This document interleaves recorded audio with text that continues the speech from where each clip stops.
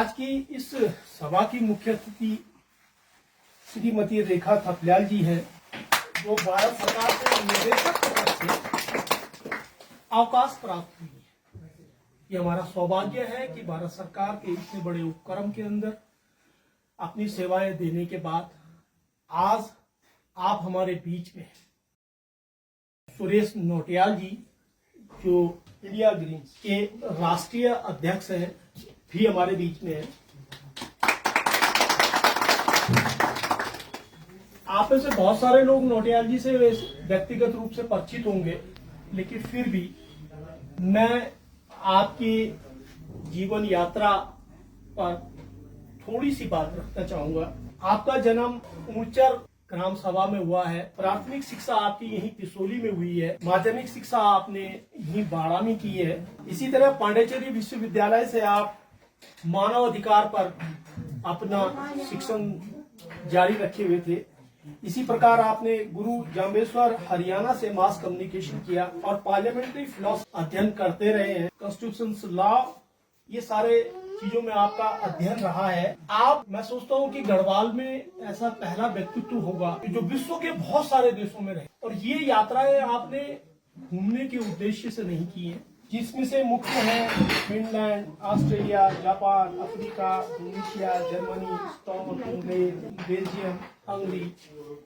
इन आदि देशों में लगभग 50 देशों में आपने ये यात्राएं की। एक शोध को लेकर के आपकी ये यात्राएं रही है। घूमना एक अलग विषय है, आदमी जाता है, देखता है, वापस आ जाता है। लेकिन इस देश की भौगोलिक स्थितियाँ, वहाँ के रहन सहन, सामाजिक स्थितियों को लेकर के शोध की दृष्टि से कहीं घूमना, ये काफी बड़ी बात है। इसके अलावा भी आप बहुत सारे ऐसे संस्थान हैं जिनके आप फाउंडेशन मेंबर रहे हैं, जिनको आपने स्थापित किया है।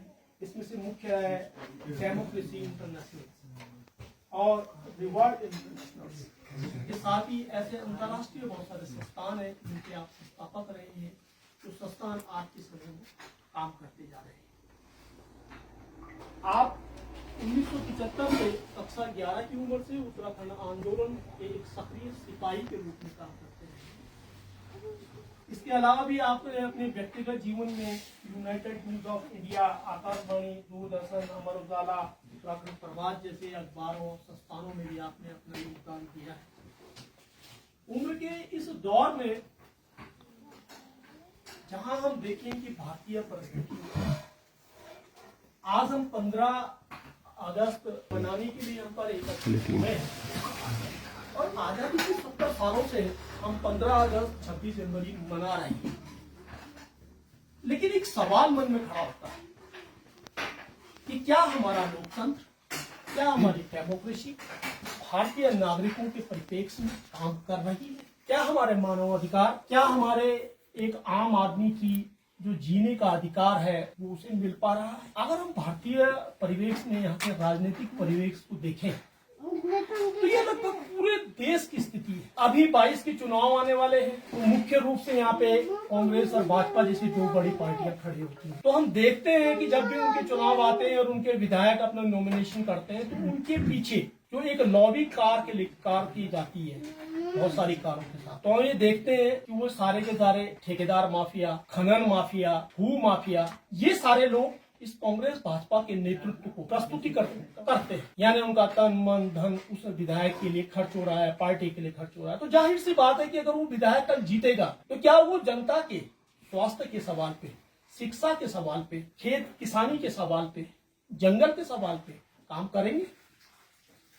वो नहीं कर रहे हैं। ये हमने देखा है अपने दौर में कि आजादी की 70 सालों में हमारे गांव लगातार उजड़ते जा रहे हैं, बंजर होते जा रहे हैं। पौड़ी का जो ब्लॉक है, जो पौड़ी ब्लॉक है हमारे जिले का, इस पौड़ी ब्लॉक के सबसे ज्यादा गांव पलायन की स्थिति में है, जो मानव विहीन हो चुके हैं। आश्चर्य की बात है कि एक मंडल मुख्यालय, एक जिला मुख्यालय और इससे सटे हुए गांव वे वीरान हो चुके हैं, मानव विहीन हो चुके हैं। तो ऐसा क्यों हुआ है? जंगल के सवाल है, खेत खलियान के सवाल है, शिक्षा का सवाल है, और सबसे बड़ी बात है स्वास्थ्य का सवाल है। मैं इन 70 सालों में देख रहा हूं कि चाकीसैंण, तरपालीसैंण, बीरोखाल में अगर गांव में किसी महिला को या पुरुष को बुखार आता है तो दवाई की गोली के लिए उसे 100 किलोमीटर दूर पौड़ी आना पड़ता है। तब एक बुक आ रहा है दवेली जाल। स्वास्थ्य में महिलाओं के साथ बहुत बड़ा संकट है। एक प्रेग्नेंट औरत को आप त्रिपाली सेन से यहाँ ला रहे हैं पौड़ी, त्रिपाली सेन से यहाँ 100 किलोमीटर। स्वास्थ्य का हॉस्पिटल की हालत यह है कि वो उसे रिफर करेगा श्रीनगर, श्रीनगर वाला उसे रिफर करेगा देहरादून। ये स्वास्थ्य की मांग है। तो क्या हम आजाद हुए हैं? ये एक प्रश्न बनता है और ये सवाल हमको खास तौर से आज ही सोचना है जब हम 15 अगस्त को मना रहे हैं। 15 अगस्त मनाया जा रहा है, इसके दो तरीके हैं। एक तो आम आदमी है जो सड़कों पर है, फुटपाथ पे है, खेत है, किसान है, मजदूर है, शिक्षक है, सैनिक है। एक 15 अगस्त वो लोग मना रहे हैं जो सरकारी अफसर हैं, जो कोई काम नहीं कर रहे हैं।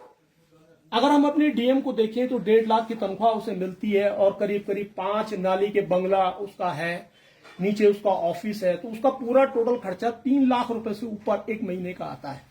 उसकी हालत यह है कि वो 11 बजे तो वो ऑफिस में आता है और वो 12 बजे चला जाता है। आम जनता को वो जनता नहीं समझ रहा है। हो सकता है हमारे आईएएस एकेडमी में ये कमी हो कि वो इंसान को इंसान के रूप में प्रदर्शन नहीं करती है, बल्कि वो इंसान को बाबू और चपरासी की कैटेगरी में पाती है। और यही नजरिया इस देश भर के तमाम आईएएस, ये बहुत बड़ा दुर्भाग्य है। जबकि उस आईएएस को अगर हिंदी में उसे देखें तो लोक सेवक के रूप में उसे जाना पहचाना जाता है। लेकिन इस परिभाषा को छोड़ते हुए वे आज एक राजा की तरह जिंदगी जी रहे हैं। करप्शन, भ्रष्टाचार की हालत यह है कि गांव के टुकड़े टुकड़े में भ्रष्टाचार है।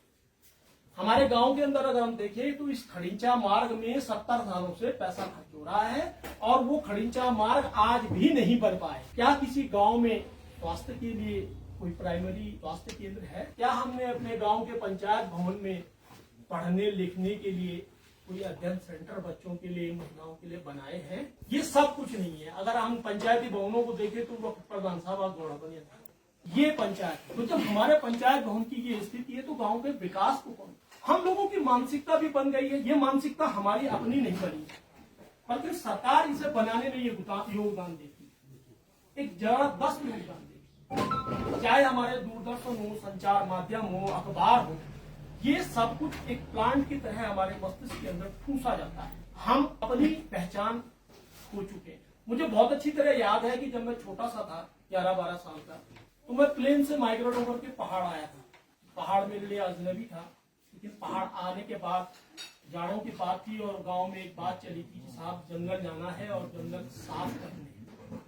मेरे लिए बड़ा आश्चर्य था कि यार जंगल साफ किए जाते हैं। 10-11 साल का बच्चा था।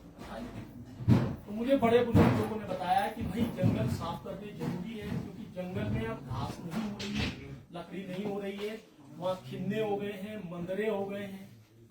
तो इस तरह की जो कांटेदार प्रजातियां जंगलों के अंदर डेवलप हो रही है, उसे काटना हमारी जिम्मेदारी है। उस जमाने की, जब मैं जिस जमाने की ज्यादा उम्र नहीं है मेरी, मैं 60 के दशक के लगभग पहुंचने जा रहा हूँ। तो गांव में बारिश होता था तो शादी हो रही थी तो प्रत्येक गांव एक मवार के रूप में सहभागिता, सामूहिक सहभागिता, एक साहब प्रत्येक मवार के रूप में जाते थे और शादी के लिए अपना सामान को साथ, किसी का मकान बन रहा है तो सब लोग सामूहिकता के साथ। इस कैपिटलिस्ट वाद ने या पूंजीवाद ने अगर पूंजी के एकत्रीकरण है, इस पर एक बड़ी लंबी चौड़ी बहस है। लेकिन इस व्यवस्था ने इसको तोड़ा। इसकी जगह पैसा दिया, पैसा की जगह श्रम को खरीदा, नेपाली खरीद रहा है वो काम। ये दुर्भाग्य हुआ है। उसके साथ भी बहुत सारे सवाल हैं। जैसे एक सवाल है भू कानून जो आजकल सुनाई भी दे रहा है। एक आदमी की औसत उम्र 60 साल है। 10 साल तो उसे कक्षा 5 पास करने में और पैरों में खड़े होने में खर्च हो जाएगी। अपनी 60 साल की उम्र के 30 साल तक वो सिर्फ सोता है, 12 घंटे सोता है, तो 30 साल उसके औसतन उम्र के सोने में खर्च हो जाता है। अब साथ 10 पास करने में उसकी उम्र की आधी उम्र खिंच जा रही है और तब कहीं वो ग्रेजुएशन करता है। तो हम देखें एक इंसान का वर्किंग टाइम क्या होता है, उसे कुल मिलाकर के 15 से 20 साल मिलता है। तो हमारा ये कहना है कि जब ये व्यवस्था है, एक आदमी की औसत उम्र ये है, तो कोई खेत उस आदमी के नाम क्यों दर्ज किया जाए, जबकि उस खेत की उम्र अनंत है। हमारे दादाजी, उनके पिताजी वो खेत करके आए, हमारे दादाजी वो खेत करके आए, हमारे पिताजी वो खेत करके आए। और हमने क्या किया? हमने उस खेत को टुकड़ों में बांट दिया। बल्कि मैं ये कहूंगा कि भारतीय सभ्यता और समाज में बंटवारा शब्द एक ऐसा शब्द आया है कि जिसने पिता के साथ कंधे से कंधा मिलाकर के जोड़ने वाले, अगर एक पिता के 4 पुत्र हैं तो वो चारों पुत्र पिता के साथ कंधे से कंधा मिलाकर के किसी मकान को बनाते, और पिता के मरने के बाद ही जो विघटन उस मकान के अंदर, जो द्वंद उस मकान के अंदर पैदा हो रहा है, उसका परिणाम ये हुआ है कि आज आधे से ज्यादा गाँव खाली हो चुके हैं। और अगर एक भाई घर में है तो उसका हिस्सा आबाद है, लेकिन बगल वाले का बंजर और बेकार पड़ा है।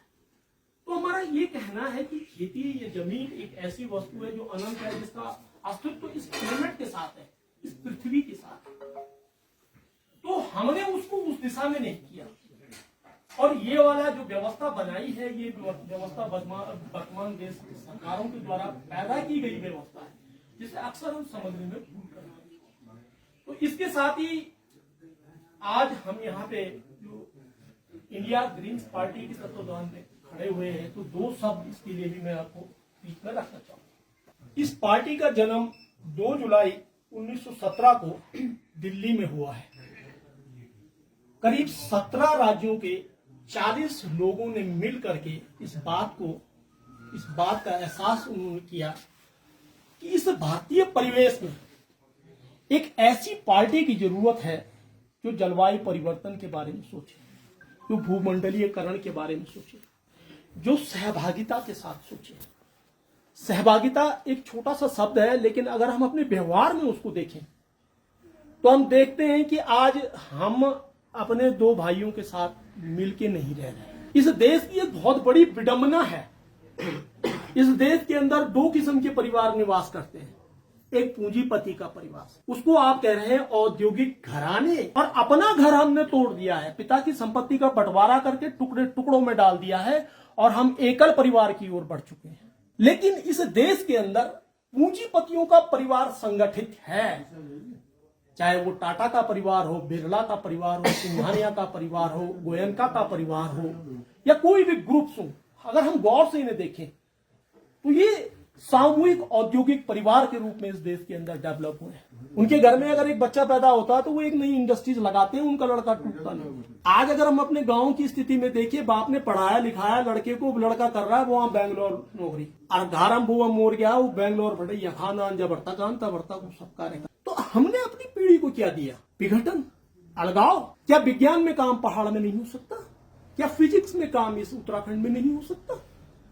क्या अगर हम फॉरेस्ट्री पढ़ते हैं यूनिवर्सिटी में जाके, फिजिक्स पढ़ते हैं, विज्ञान पढ़ते हैं, इंजीनियरिंग पढ़ते हैं, क्या इन सब के लिए उत्तराखंड राज्य के अंदर जगह नहीं है? भौतिक विज्ञान का एक काफी बड़ा पायदान हमारे बगल में खड़ा है, गुरदौड़ी इंजीनियरिंग कॉलेज।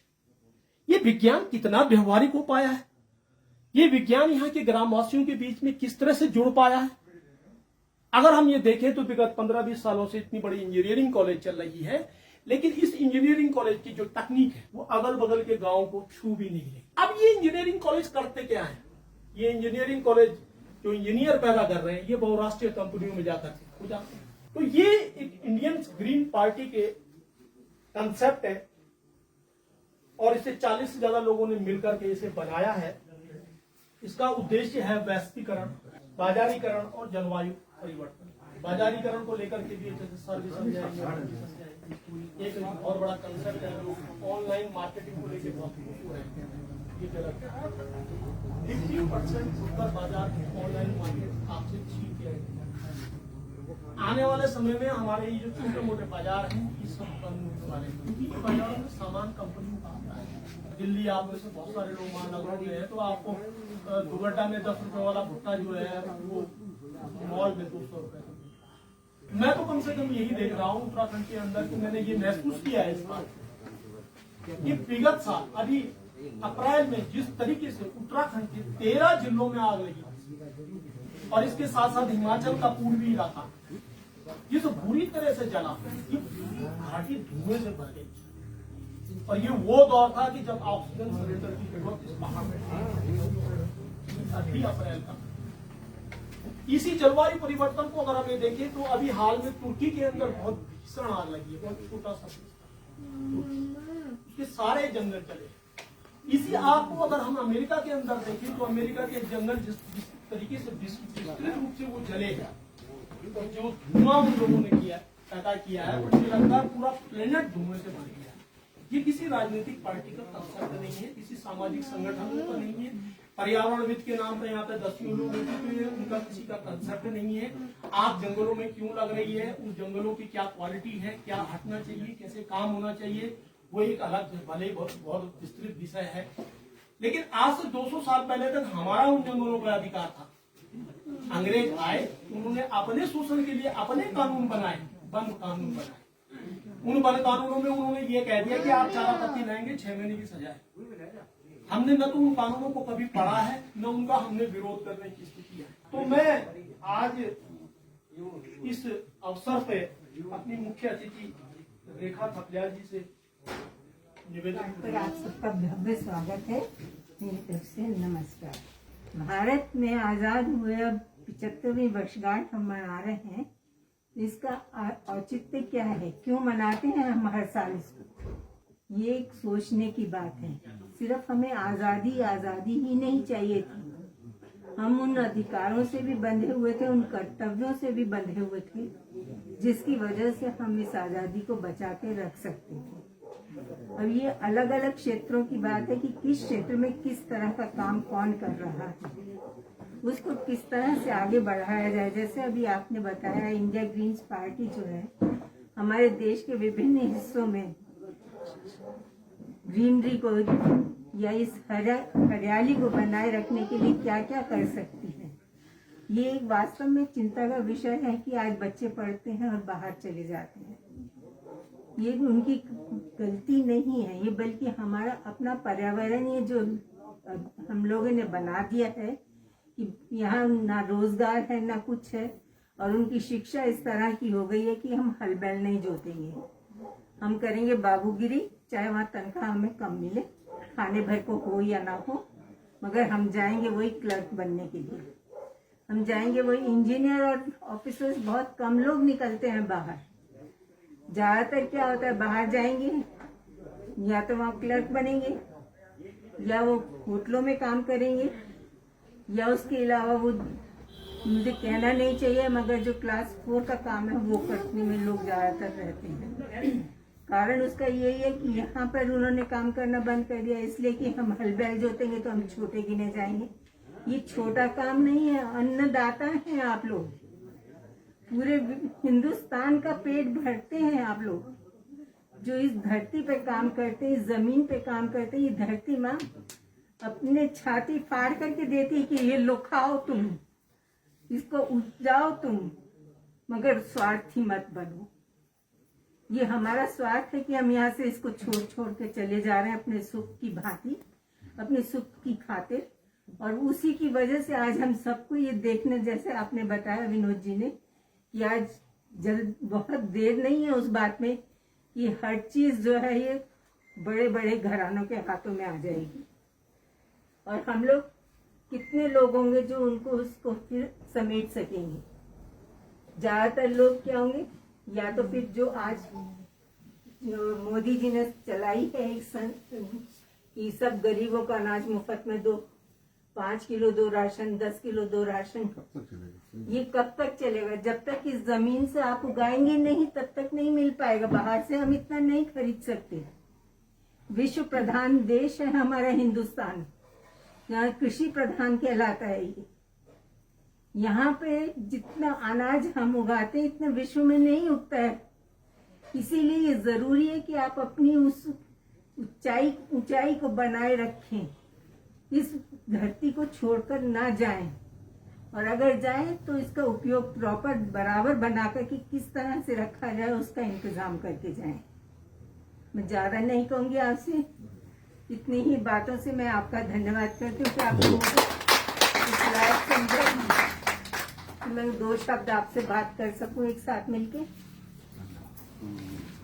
धन्यवाद रेखा जी।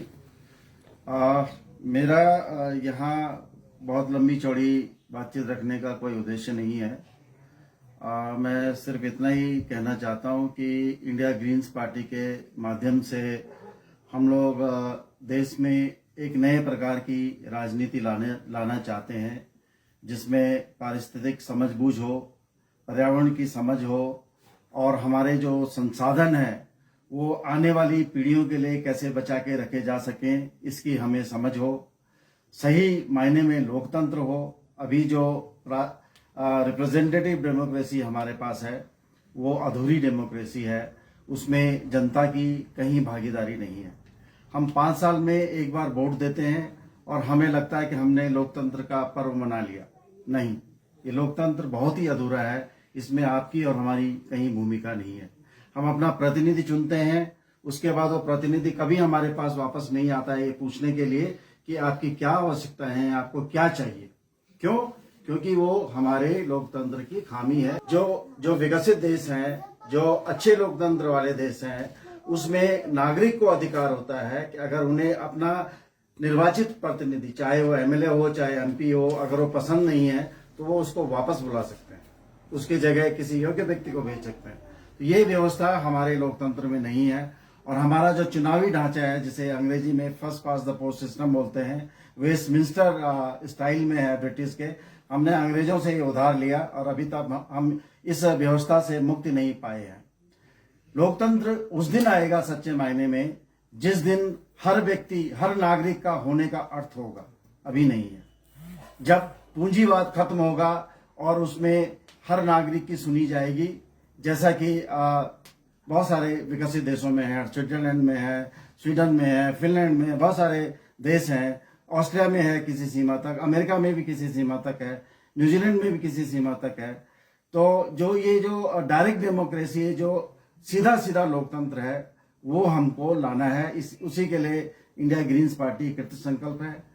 हमारी पार्टी अहिंसा में विश्वास करती है। हम जो भी काम करते हैं उसमें कोई हिंसा नहीं होती है, उसमें कोई प्रदूषण भी नहीं होता है। अगर हम यहाँ चुनाव लड़ेंगे तो आप स्वयं ही देख लेंगे कि हमारे चुनाव लड़ने का तरीका बिल्कुल अलग होगा। आपको कहीं हमारा होर्डिंग नजर नहीं आएगा, कहीं बहुत ज्यादा भोंपू नजर नहीं आएंगे, घूमती हुई गाड़ियां नजर नहीं आएंगे। हम कहीं पर पर्चे बांटेंगे और कहीं पर खड़े हो जाएंगे एक तख्ती लेके कि हमारी पार्टी के उम्मीदवार को वोट दीजिए। तो और हमारी ये भी मांग है कि जो राजनीतिक चुनाव होते हैं असेंबली के लिए, लोकसभा के लिए, उसका सारा खर्च जब तक सरकार वहन नहीं करेगी तब तक चुनाव से भ्रष्टाचार मिटाना मुश्किल होगा। एक कैंडिडेट जो करोड़ों रुपए खर्च करके पार्लियामेंट या असेंबली में पहुंचता है, उससे आप कैसे अपेक्षा कर सकते हैं कि वो आपके काम करेगा? वो तो पूरे 5 साल भ्रष्टाचार में ही लिप्त रहेगा, किसी को भी काम देगा, उसके बदले में वो अपना कमीशन लेगा। तो इस तरह का ये जो लोकतंत्र है हमारे पास, ये बिल्कुल अधूरा लोकतंत्र है, ये जनता का लोकतंत्र नहीं। इसके बाद सामाजिक न्याय की बात आती है, तो अभी हमारे लोकतंत्र में सामाजिक न्याय नहीं है। हमारे समाज में बहुत सारे तबके हैं जो वंचित हैं, उसमें महिलाएं हैं, उसमें अल्पसंख्यक हैं, उसमें दलित हैं, उसमें आदिवासी हैं। इनको अभी तक 70-75 साल के बाद भी कोई न्याय नहीं मिला है। ये हमारे लोकतंत्र के हाशिए पर आज भी खड़े हैं। ये उस जिसको हम मुख्य धारा बोलते हैं उसमें शामिल नहीं हो पाए। क्यों? क्योंकि हमारे लोकतंत्र में खामियां हैं। हमारा लोकतंत्र जो है पूंजीवाद की ओर अग्रसित है। हमारे लोकतंत्र में अंबानी अडानी की सुरक्षा, उनको कोई नुकसान न हो, उनको कोई घाटा न हो, इस बात की चिंता ज्यादा होती है।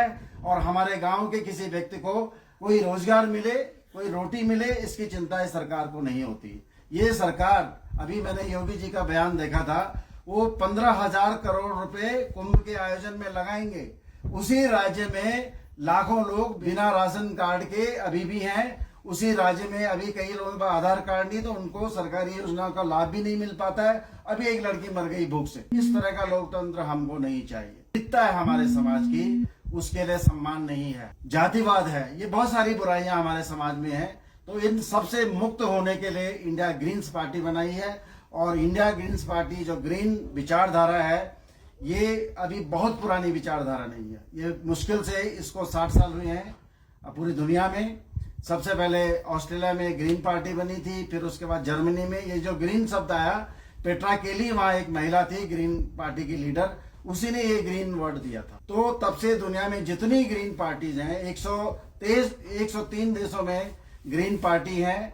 और अभी जर्मनी में अगला जो प्रधानमंत्री वहां का बनेगा वो इस बात की भी संभावना जताई जा रही है कि वो ग्रीन पार्टी का ही होगा। और ग्रीन पार्टी ने जर्मनी में जब हिस्सेदारी की सत्ता में, तभी वहां जो परमाणु संयंत्र थे उसको हटाने का निर्णय हुआ। तो ग्रीन पार्टी जहां जहां भी सत्ता में आती है वो धरती को बचाने के लिए, जलवायु को बचाने के लिए, ग्लोबल वार्मिंग को कम करने के लिए उसके प्रयास होते हैं, सामाजिक समरसता के लिए उसके प्रयास होते हैं, समाज में बराबरी के लिए। एक हमारी पार्टी है, इस देश में 3000 पार्टियां हैं, जिसमें से 60-70 पार्टियां सक्रिय पार्टियां हैं, लेकिन सिर्फ इंडिया ग्रीन्स पार्टी है जिसमें 50% आरक्षण महिलाओं के लिए है। और अगला जो हमारा प्रेसिडेंट होगा, नवंबर में हमारी पार्टी का चुनाव होना है, उसमें कोई महिला ही हमारी अध्यक्ष बनेगी 2 साल के लिए।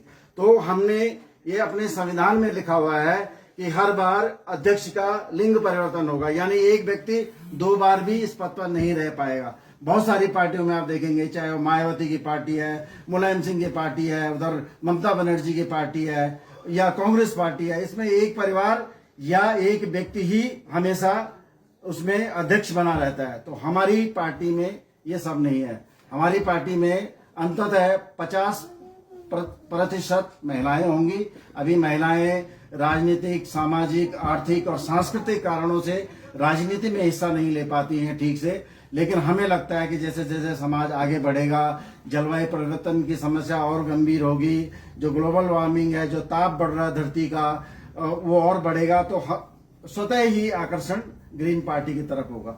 आपको शायद पता भी नहीं है कि हम लोग, हमारी घंटी बज चुकी है, इस पूरी धरती की घंटी बज चुकी है। अगर 1 डिग्री टेम्परेचर और बढ़ा पूरी धरती का, तो इस धरती पर क्या होने वाला है आप में बहुत सारे लोगों को शायद पता नहीं होगा। पूरी धरती का तापमान बढ़ने से बारिश का जो पैटर्न है वो पहले से ही गड़बड़ा गया है, आप देख ही रहे होंगे। बारिश टाइम पर नहीं होगी, यदि होगी तो बहुत होगी, या तो बहुत सूखा पड़ेगा, धरती में नमी नहीं रहेगी तो फसल भी नहीं होगी, खाना भी नहीं होगा। इसलिए अभी जैसे रेखा जी ने बोला कि अंततः हमें अपनी खेती की ओर जाना होगा। आप लोगों से भी मैं आग्रह करता हूं, मैं अपने गांव में भी सबसे अपील करता रहता हूं कि भाई अपनी खेती शुरू करो। इस मनरेगा ने हमारे किसानों को नष्ट कर दिया है, आलसी बना दिया है, और 5 किलो राशन के लिए आदमी उतनी मेहनत करता है जितना शायद अपने खेत में भी नहीं करता था। मैं कई बार देखता हूं, जब मैं ऋषिकेश से देहरादून जाता हूं तो सड़क के दोनों ओर बंदर खड़े होते हैं भिखारियों की तरह से। तो इन सरकारों ने आम जनता को भिखारी बनाया है, इसके अलावा कोई काम नहीं किया। हम सब लोगों को भिखारी बना दिया है इस व्यवस्था ने, इस तथाकथित लोकतंत्र ने। इससे बचने का तरीका यही है कि हम सही राजनीति करें। मंदिर मस्जिद बहुत हो गया, मंदिर ना हमें मंदिर से कुछ मिलने वाला, ना हमें मस्जिद से कुछ मिलने वाला। ये धर्म की राजनीति हम कहीं नहीं ले जाएगी धरती के। हम सर्वप्रथम और अंततः मनुष्य हैं, इसके अलावा हमारी कोई जात नहीं है। हम इस धरती पर कहीं भी रहते हो, किसी भी रूप में रहते हो, स्त्री हो, पुरुष हो या किसी अन्य जेंडर के हो, हम सब मनुष्य हैं। वही हमारी एकता है। तो हमें इस बात को ध्यान में रखना चाहिए। लोग कई तरह की बातें आती हैं, खासतौर पर बड़ी बड़ी पार्टियां जनता को डराती हैं कि तुम ऐसा करोगे तो ऐसा हो जाएगा, ऐसा करोगे तो ऐसा हो जाएगा। इसी देश में बहुत बड़े उदाहरण हैं। 400 साल तक मुगल रहे होंगे, या इससे मैं इतिहास का स्टूडेंट नहीं हूँ, और 200 साल तक अंग्रेज रहे होंगे, तब भी जब कुछ नहीं बदला। तो अब लोकतंत्र है भाई, अब कैसे कोई किसी को बदल देगा? ये डरने की जरूरत नहीं है। आप सही राजनीति कीजिए। और मैं तो कहता हूँ अगर धरती ही नहीं होगी तो आप किसी भी पार्टी की विचारधारा में विश्वास करोगे, वो पार्टी भी नहीं रहेगी और विचारधारा भी नहीं। धरती तो अपनी जगह रहेगी, उसमें मनुष्य नहीं रहेगा, उसमें जीव जंतु नहीं रहेंगे। धरती तो लाख साल, 2 साल, 2 लाख साल में, 3 लाख साल में ऐसा ही कोई रूप ले लेगी, लेकिन तब उस पर मनुष्य नहीं होगा। मनुष्य कितनी मुश्किल से यहाँ पैदा हुआ होगा। जो साइंस के विद्यार्थी हैं वो इस बात को समझ सकते हैं कि मनुष्य की श्रेणी में आते आते कितने करोड़ों साल उस अमीबा को लग गए होंगे। तो अगर ऐसी यात्रा हम दोबारा करेंगे तो उसमें कई लाख साल लगेंगे, और हो सकता है मनुष्य किसी और रूप में। इसके अलावा हमने इतने सालों में, इतने सदियों में जो विकास किया है, जो हमने ज्ञान प्राप्त किया है, आज हमारे पास दर्शन का भंडार है, आज हमारा राजनीति शास्त्र का भंडार है, समाज शास्त्र का भंडार है, विज्ञान का है, टेक्नोलॉजी है। आज मनुष्य के पास सब कुछ है, क्योंकि उसने अपने ज्ञान से ये सारी चीजें अर्जित की। जब आसपास अपने पेड़ लगाएं, गंदगी न करें। आज की तारीख में जो सबसे बड़ा संकट है वो है सिंगल यूज प्लास्टिक। यहाँ भी आप प्लास्टिक की कुर्सियां देख रहे होंगे। इस तरह का प्लास्टिक तो एक तरह से चल सकता है, क्योंकि इसने 20-25 साल चलना है, वगैरह वगैरह चलना है, ये रिसाइकलिंग में भी जा सकता है। लेकिन जो हम अपने घर में रोज सामान लेके आते हैं, आप किसी भी परचून की दुकान में जाके देखिए, आपको सामान नहीं दिखेगा, आपको सिर्फ प्लास्टिक ही दिखेगा, उसके अंदर सामान होता है। नागरिकों की मजबूरी ये हो गई है कि अगर वो बाजार से अपने सामान लेके आते हैं तो उसको ठिकाने कैसे लगाए। हमारे देश की सरकार के पास कहीं भी चले जाइए, आप नीचे केरल से चले जाइए, कन्याकुमारी से कश्मीर तक चले जाइए, कोई व्यवस्था नहीं है प्लास्टिक को से निपटने के लिए, उसके डिस्पोजल के लिए। होता क्या है, हर व्यक्ति फेंक देता है, अपने घर को साफ रख के वो आसपास में कहीं भी फेंक देता है, उसके पास भी विकल्प नहीं। वो गड्ढे बना के भी उसमें नहीं डालना चाहता। आपने एक बिस्किट खाया, आपने एक चॉकलेट खाया, एक टॉफी खाई, आपने तो खा ली, आपको तो 2 मिनट भी उसको खाने में नहीं लगे। लेकिन ये मत भूलिए कि आपने 1000 साल के लिए वो प्लास्टिक इस धरती को दे दिया है। तो आपसे मैं विनती करता हूं, कोशिश करें कि आपके घर में प्लास्टिक कम आए, सिंगल यूज वाला, क्योंकि ये अंततः बह करके नदियों में जाता है और नदियां उसे समुद्र में ले जाती हैं। अभी समुद्र में कितना प्लास्टिक है, अभी आपने देखा होगा बम्बई में बाढ़ आई थी तो समुद्र ने बहुत सारा कचरा जो हमने फेंका हुआ है वो हमने उसने वापस कर दिया, भैया तुम अपना रखो। और जो समुद्री जीवन है तो हम कैसे नष्ट करते हैं, हमारा प्लास्टिक, हमारे स्ट्रॉ पाइप होता है वो सारा जाता है, वो किसी मच्छी की, किसी और जीव जंतु की, किसी के आंख में घुस जाता है, किसी के कान में घुस जाता है, प्लास्टिक किसी के गले को चोक कर देता है। मतलब कई 100 क्विंटल कचरा प्लास्टिक का बड़ी बड़ी मछलियों के पेट से निकलता है। तो हम लोग क्या कर रहे हैं, ये सब सोचने की बात है।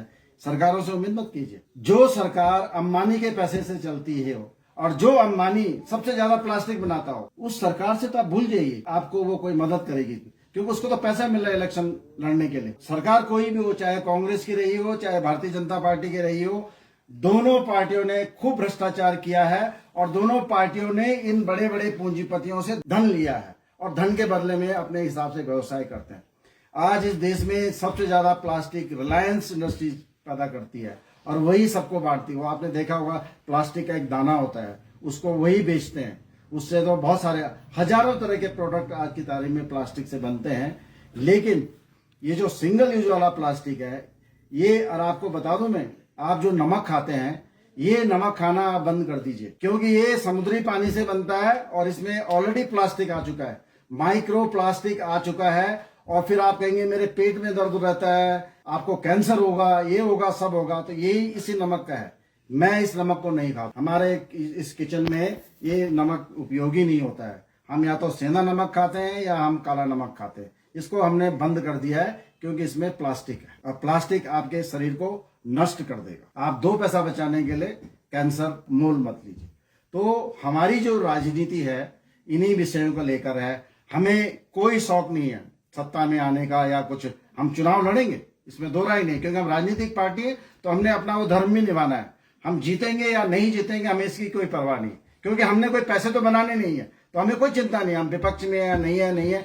लेकिन हमने इस देश के जनमानस का चिंतन बदलना है।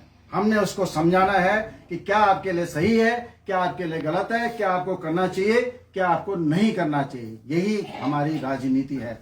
और जब हम पहले भी हमने यहाँ एक ग्रीन पार्टी बनाई थी, मैं उसके संस्थापकों में से भी हूँ, उत्तराखंड परिवर्तन पार्टी। तो हम जब अपना मैनिफेस्टो घोषणा पत्र बनाते थे तो बीजेपी और कांग्रेस वाले नेता भी मुझे फोन करते थे कि क्या आपकी पार्टी का घोषणा पत्र बन गया, हम भी उसमें से कुछ चीजें लेना चाहते।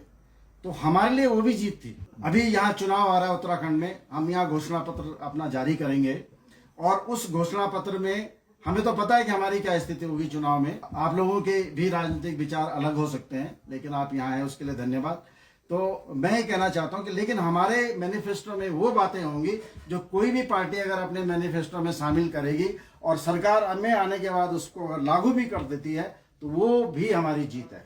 हमारे लिए संसद जाना, असेंबली में जाना उतना महत्वपूर्ण नहीं है जितना कि हमें अपना राजनीतिक चिंतन, अपने राजनीतिक चिंतन से हमें अपनी जनता को बदलना है, क्योंकि जनता से बड़ा इस धरती पर कोई नहीं है। जनता ही हर जगह सरकार बदलती है और जनता बहुत मूर्ख होती है, उसके निर्णय आपको पता नहीं चलेंगे। वो अंडर करेंट होता है, अंदर ही अंदर उसका चिंतन चलता है। एक ऐसा चिंतन होता है समाज का जिसमें आप संवाद न भी करें तब भी उसमें यूनिटी होती है, वो एक जैसा चिंतन होता है।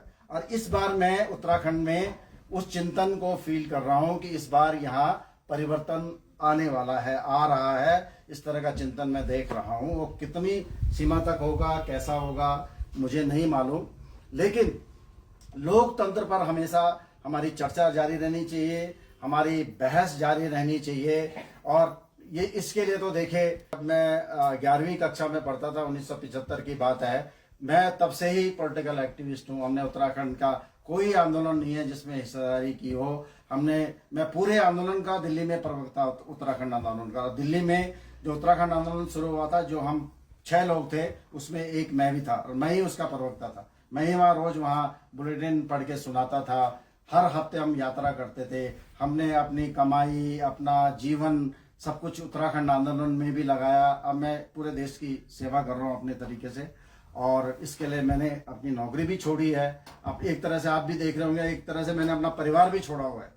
तो ये इसलिए कि हम एक अच्छी राजनीति का सिरगणेश करना चाहते हैं। और मैं यहाँ क्यों आया, मेरे जो संपर्क हैं पूरे देश में, हम कहीं भी ये मुख्यालय बना सकते। ये छत्तीसगढ़ में भी बन सकता था, गुजरात में भी बन सकता था, कर्नाटक में भी बन सकता, वहां भी हमारे कार्यालय बनने, हमारे स्थानीय कार्यालय वहां बनने, कहीं भी बन सकता था। लेकिन मेरा एक संकल्प था कि इस पार्टी का संस्थापक होने के नाते, इस पार्टी का पहला अध्यक्ष होने के नाते और अपनी जन्मभूमि के प्रति एक कृतज्ञता व्यक्त करने के लिए मैं पूरी दुनिया में समझ के, सीख करके मैं अपने गांव आया हूँ, वापस अपनी भूमि में वापस आया हूँ। क्योंकि मैं जितना मुझे बल यहाँ से मिल सकता है वो मुझे कहीं से नहीं मिलेगा। अगर मेरे गांव में, मेरे परिवार में, मेरे आसपास के जो स्नेही लोग हैं, उनसे मेरे कितने भी मतभेद होंगे, लेकिन एक जुड़ाव है जो हम लोगों को अलग नहीं कर सकते। ये वही ताकत है और उसी ताकत के बल पर मैंने पार्टी का बहुत आग्रह किया, मैंने अपनी पार्टी के लोगों से, और उसके बाद वो सहमत हुए कि आप वहीं मुख्यालय बनाइए। और इसमें मेरी पार्टी के लोगों या किसी और संसाधन से, किसी और मदद से इसमें एक भी पैसा नहीं लगा हुआ है। ये जो कुछ है, जो भी मैंने यहाँ खड़ा किया है, ये मेरे अपने पैसे से ही है। और ये इसका मैंने एक समझ लीजिए कि आधा हिस्सा पार्टी को डोनेट किया हुआ है। और मेरे जाने के बाद भी यहाँ पार्टी का कार्यालय रहेगा, हमेशा रहेगा। इसी तरह से गुजरात के सुरेंद्र नगर के पास भी हमारा पूरे पश्चिम भारत का एक कार्यालय बन रहा है। छत्तीसगढ़ में हमारा कार्यालय बन रहा है। कर्नाटक के कुर्ग इलाके में भी हमारा कार्यालय बन रहा है। इसी तरह से धीरे धीरे हमारे जो राज्य स्तर के कार्यालय हैं जगह जगह बनेंगे। अभी 27 राज्यों में हमारी पार्टी के सदस्य हैं और 14 राज्यों में हमारी कमेटी है, 3 जगह इलेक्टेड बॉडीज हैं। और अभी मैं संख्या नहीं बताऊंगा क्योंकि ये लाखों में नहीं है। तो लेकिन हमारा एक मानना है कि जैसे गुरु गोविंद सिंह जी कहते थे, 1.25 लाख ते एक बिड़ाओ तामे गोविंद सिंह नाम कहा। तो हमारा एक व्यक्ति भी वो कांग्रेस और बीजेपी या किसी भी पार्टी के 100 लोगों पर भारी पड़ सकता है। क्योंकि हमारे यहाँ जितने सदस्य हैं सारे एक्सपर्ट्स हैं। कोई आईटी का है, कोई पत्रकारिता में है, कोई वकालत में है, सारे विशेषज्ञ हैं। कोई क्लाइमेट साइंस में है, कोई वाटर पर काम करता है, नहरों पर, नदियों पर करता है। तो इस तरह के लोग हमारी पार्टी में हैं और लगभग सब लोग ज्यादा पढ़े लिखे लोग हैं। उनमें मेरे में इतना अंतर है कि मैं अपना पूरा समय पार्टी को देता हूं, वो पूरा समय नहीं दे पाते। अन्यथा मेरे से मतलब कई 100 लोग ऐसे हैं हमारी पार्टी में जो मेरे से भी योग्य व्यक्ति हैं और वो डिजर्व करते हैं पार्टी का अध्यक्ष बनने के, लेकिन वो उतना समय नहीं दे सकते जितना समय मैं देता हूं पार्टी को। इसीलिए कि उन्होंने मुझे अपना अध्यक्ष चुना। तो मेरी बात पूरी हो गई है और मैं चाहता हूं कि लोकतंत्र कैसा हो और क्यों हो, इस पर जो हम बहस है। तो मैं अब सबसे पहले अपने चाचा जी सरदार सिंह रावत जी गांव कफलना आपसे आग्रह करता हूं, आप 2 शब्द बोलेंगे, अपनी जगह पे ही खड़े होकर बोलेंगे। माननीय राष्ट्रीय अध्यक्ष और मेरे प्रिय नौटियाल जी, परम श्रद्धेय बहन थपलियाल जी, यहाँ पर अन्य आगंतुक बहन भाई, जो भी बच्चे मेरे पास कहने के लिए कुछ भी नहीं है, और कहने के लिए इतना है कि मैं आपको कई हफ्तों तक ही खाना खाना पड़ेगा। तो मैं अपनी बात बहुत संक्षिप्त में कहूंगा। प्रथमतः तो मैं नौटियाल जी को बधाई देना चाहता हूँ कि मेरा भी लाखों लोगों से संपर्क था, क्योंकि मैं एक ऐसे संगठन से जुड़ा रहा। ये जो उत्तराखंड आंदोलन की उन्होंने चर्चा की, उसमें जो 92 दिन की हड़ताल कर्मचारी शिक्षकों ने की थी, उसका मैं ही अध्यक्ष हुआ करता था, और इससे मेरा संपर्क भी बहुत था लोगों से। लेकिन मैं सोचता हूं कि शायद ही, मैं अपना अनुभव बोल रहा हूं, ये सुरेश जी जो हैं, उन्होंने ये जैसे कि उनकी सोच बनी कि ये कार्यालय दिल्ली के कहीं भी खोल सकते थे, जैसे वो खोल ही रहे हैं, लेकिन उनकी जो सोच बनी, और जब यहाँ पे ये काम शुरू कर रहे थे तो मेरा घूमने का यही है रास्ता, मैं आता जाता हूँ कभी, तो मुझे बड़ा मैं उनको बोलता भी था कि क्या कर रहे हो तुम, कैसा कर रहे हो, यहाँ ऐसा कुछ चलता नहीं है। उन्होंने हिम्मत की, और आज हमारा भी सौभाग्य है कि हमें एक राष्ट्रीय कार्यालय में बैठने का या बोलने का मौका मिला, तो इसके लिए तो मैं धन्यवाद देता हूँ। चर्चाएं बहुत होती हैं, कई अनेक गोष्ठियों में मैं कभी बुलाया जाता था, अब तो खैर मैं लगभग विलीन ही हो गया हूँ। यहाँ एक बात फिर उठती है, बार बार उठती है कि यहाँ के लोग खेती से नहीं जुड़ रहे। धरातल पे, आप लोग तो खैर अनुभवी हैं, धरातल पे जो सच्चाई है, मैं आपको बताऊं, मैं भी इतना सक्षम था कि मैं अपने जो 99.99% मेरे साथी देहरादून गए हैं। मैं शायद मैं अकेला ही हूँ हजारों में जो मैं अपने गांव में बसा। अब हो सकता है कि मेरी नाकामयाबी थी, या मेरा गांव से लगाव था, या मेरे अपने समाज से था, वो मैं नहीं बता रहा हूँ। लेकिन मैं जब से यहाँ आया था, इनसे सीनियर था दिल्ली में पढ़ाई में, तो मैं फिर यहाँ ही मैंने नौकरी ढूंढी, यहीं आ गया। मैंने सरकारी नौकरी में था, लेकिन मैं नौकरी कम की और मैं समाज से जुड़ा रहा। दुर्भाग्य से मेरा विभाग में ऐसा था, या सौभाग्य से मैं चिकित्सा विभाग से था, तो हर सोमवार को मैं गांव से 2-3 मरीज, अपने अगल बगल गांव से 2-3 मरीज ले आना, हॉस्पिटल में दिखाना उनको, जो भी, खैर छोड़ो ये बात। आज स्थिति यह आई, मैं खुद बता रहा हूँ अनुभव। हम 70 साल के नजदीक हैं, उम्र है, वैसे मेरी पत्नी भी है। 5 नाली का सगोड़ा है, सगोड़ा आप सभी समझ होंगे, किचन गार्डन, और सब्जी मैं पौड़ी से खाता हूँ। अब ये शब्द वहाँ पे अटक जाता है ना कि सागा के लोग करते नहीं है। पानी की व्यवस्था की मैंने, उसमें मतलब मैंने हजारों रुपए खर्च करके कहीं गले से पाइप लाया, टैंकी लाया, वो क्या सब्जी में बाजार से खाता हूँ। वो काम अगर कोई रोजगार के रूप में करता, मुझे पेंशन मिलती है, और मैं भगवान की कृपा से मुझ पर कोई निर्भर नहीं है, मेरे बच्चे जो भी करते होंगे करते हैं। अगर कोई इसको रोजगार के रूप में करे तो उसके बच्चे तो भूखे मर जाएंगे। कारण इनके गांव के गोणी, ऊंचर के और कंडल गांव के गोणी, वो कफलना में बैठे हुए हैं, और हमारी परिभाषा में कफलना के गोणी है। आप समझ सकते हैं। इनके गांव के बड़ाई के सुअर जो है, रात को हमारे गांव उत्पात मचाते हैं। जो किसी की एक आधे दुधारू गाय है, बकरियां पाल रखी है, उसको बाघ खा जाता है।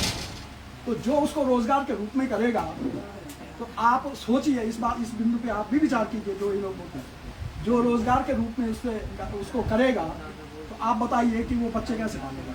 और हमारा तो शौक है, क्योंकि हमें भाई चलो भगवान की तरफ से पेंशन मिलती है तो करते हैं, कुछ नहीं खाते हैं। तो ये बात मुझे बहुत खटकती है जब भी लोग मंचों से कहते हैं यहाँ के लोग कुछ करते नहीं है।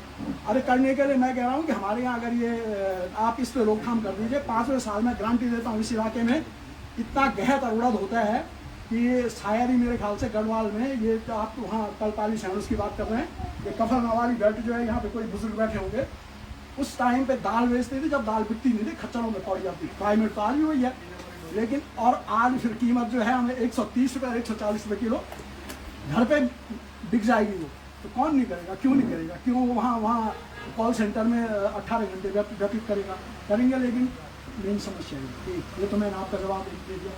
दूसरा जवाब राजनीतिक उस पर है। मैं यहाँ की राजनीति को, नौटियाल जी आप तो खैर आप समझ गए होंगे, और उत्तराखंड आंदोलन में आपने 1-2 बार हम पौड़ी मिले भी थे, तो मैं यहाँ की राजनीति आपको समझा दूँ। छोटा सा बताऊँ, नेता भ्रष्ट बिल्कुल नहीं है, मैं नेता नहीं हूँ, मुझे आप ये मत समझना मैं कहीं सरपंच या प्रधान भी नहीं हूँ, लेकिन नेता भ्रष्ट नहीं है, भ्रष्ट का वोटर है, गढ़वाल का या उत्तराखंड का नहीं, भारत का।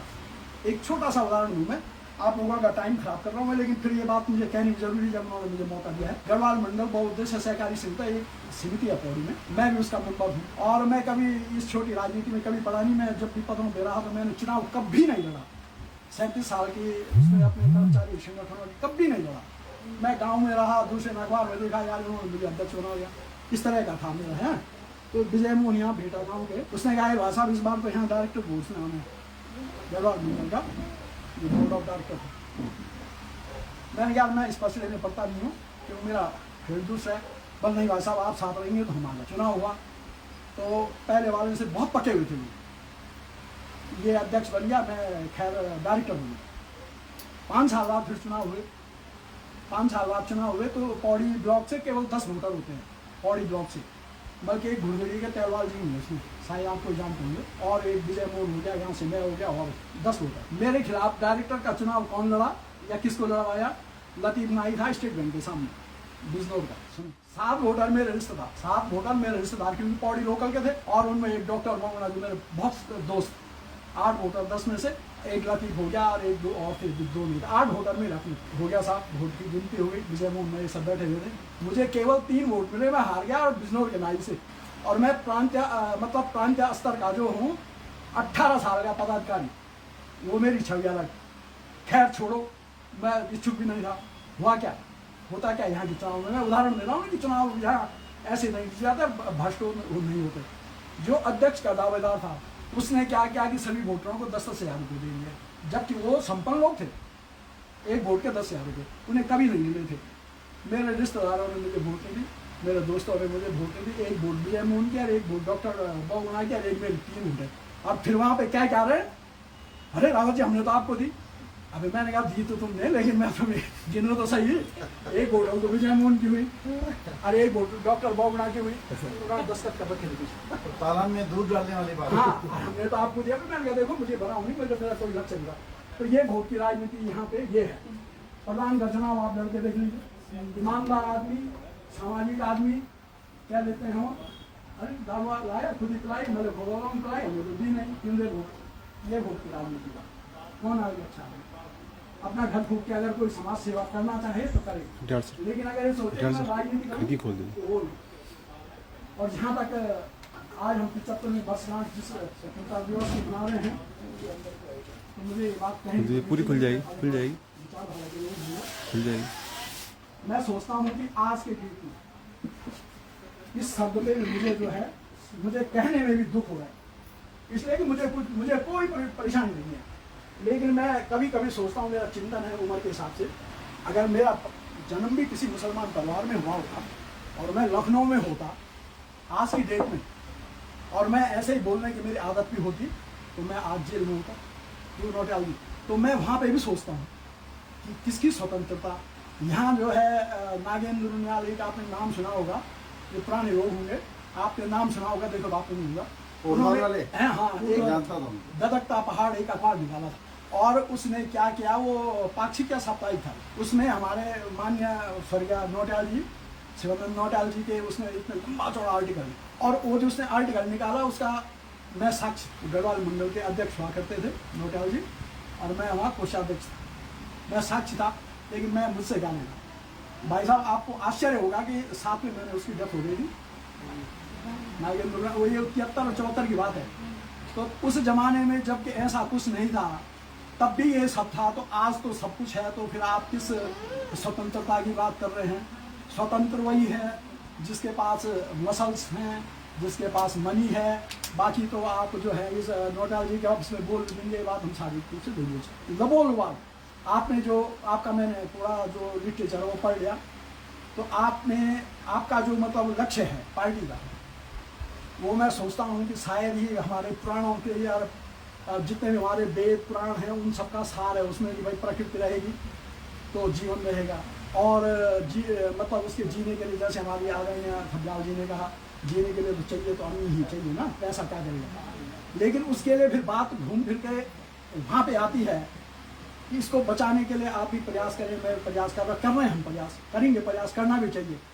लेकिन जहाँ ये स्वार्थ जुड़ जाता है, यहाँ पे जितने पुराने लोग हैं, हमारे यहाँ चीड़ के जंगल नहीं थे, बहुत कम थे, बहुत कम जंगल थे, बल्कि इनके हमारे गांव की बाउंड्री है, बांझ और बांस का वो था, जंगल था। भूमि संरक्षण एक डिपार्टमेंट खुला, वृक्षारोपण क्या, फिजिकल वेरिफिकेशन होगा, वो होगा, क्योंकि बांझ को गाय खा जाती है, दूर से पेड़ सूख जाते हैं।